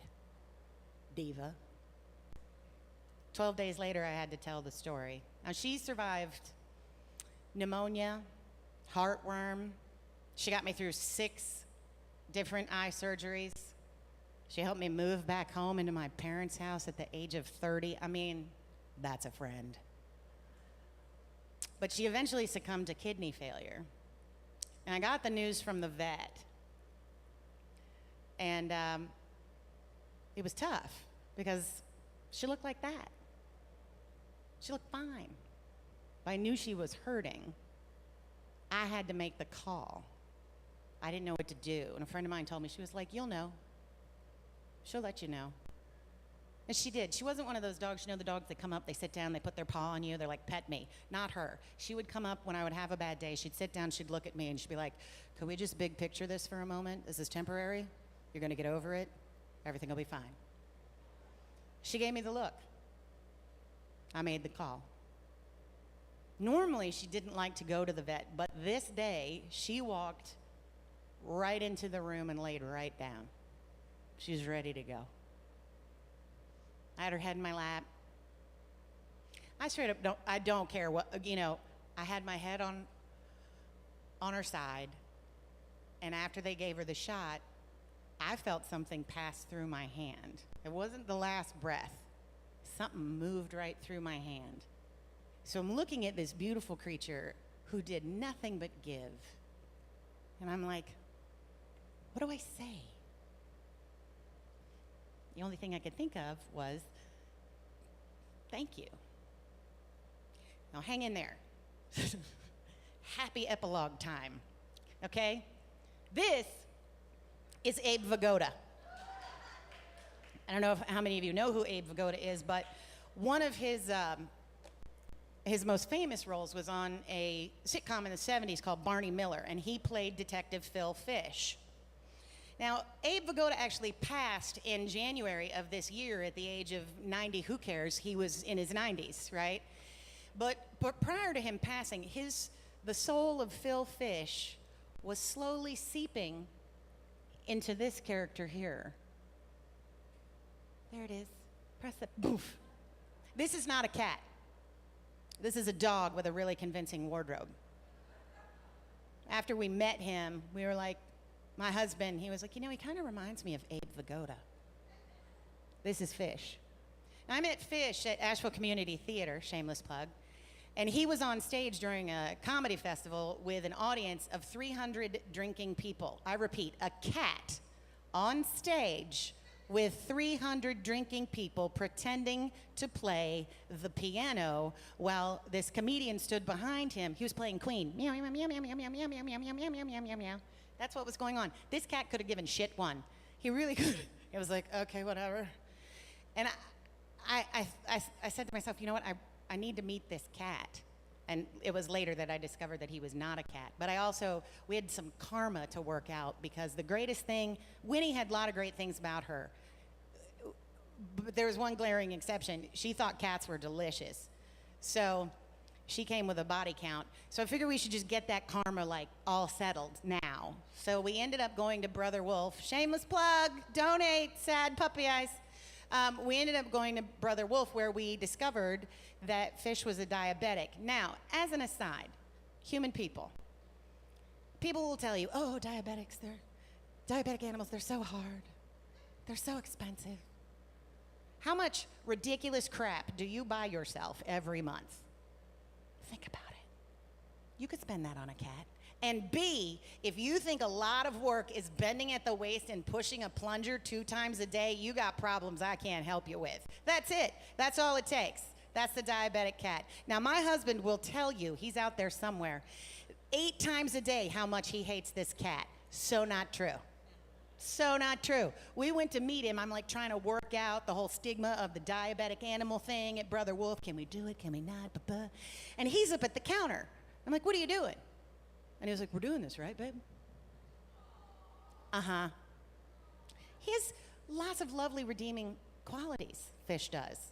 He can almost share a desk chair. You just sit down and then he just pulls all of his paws out from under your ass.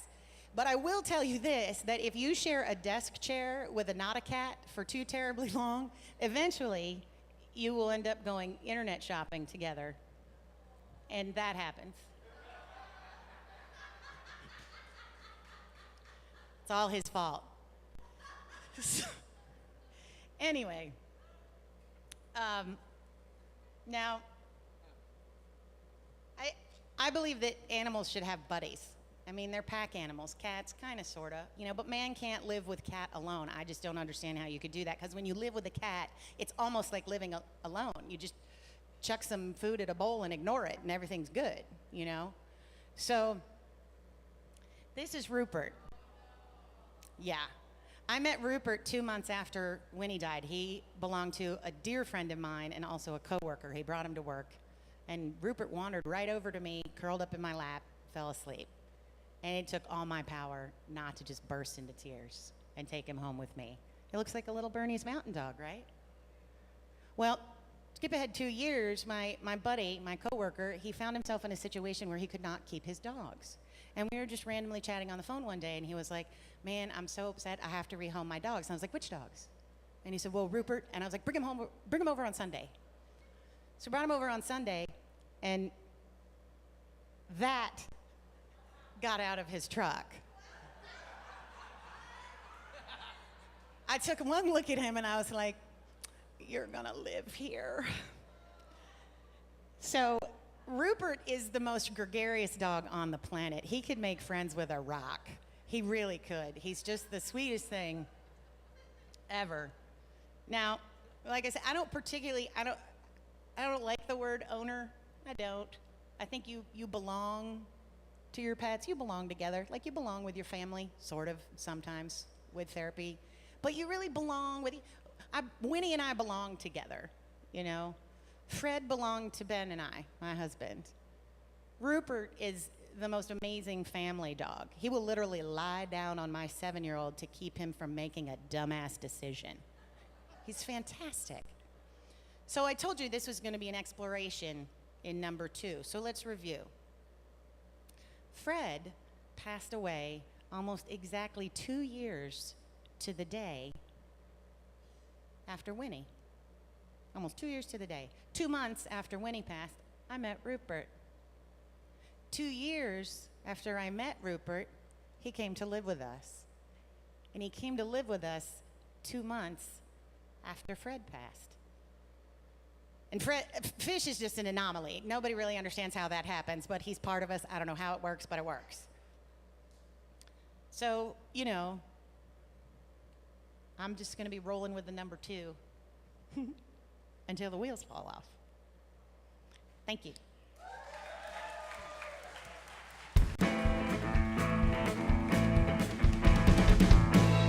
Betsy Puckett!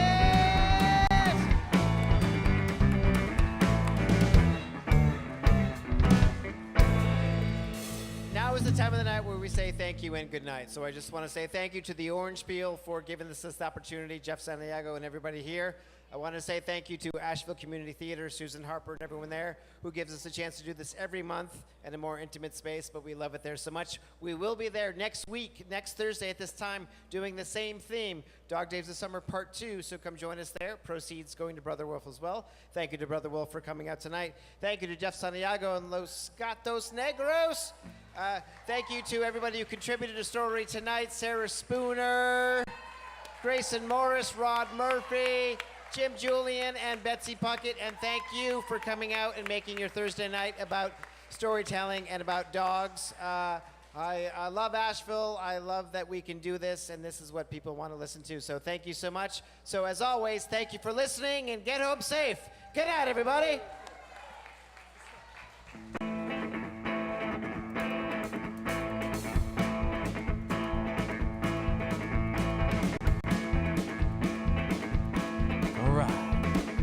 One song for the road. I shot a man and I left him in the road. He crawled around with more 10 miles to go, 10 miles to go.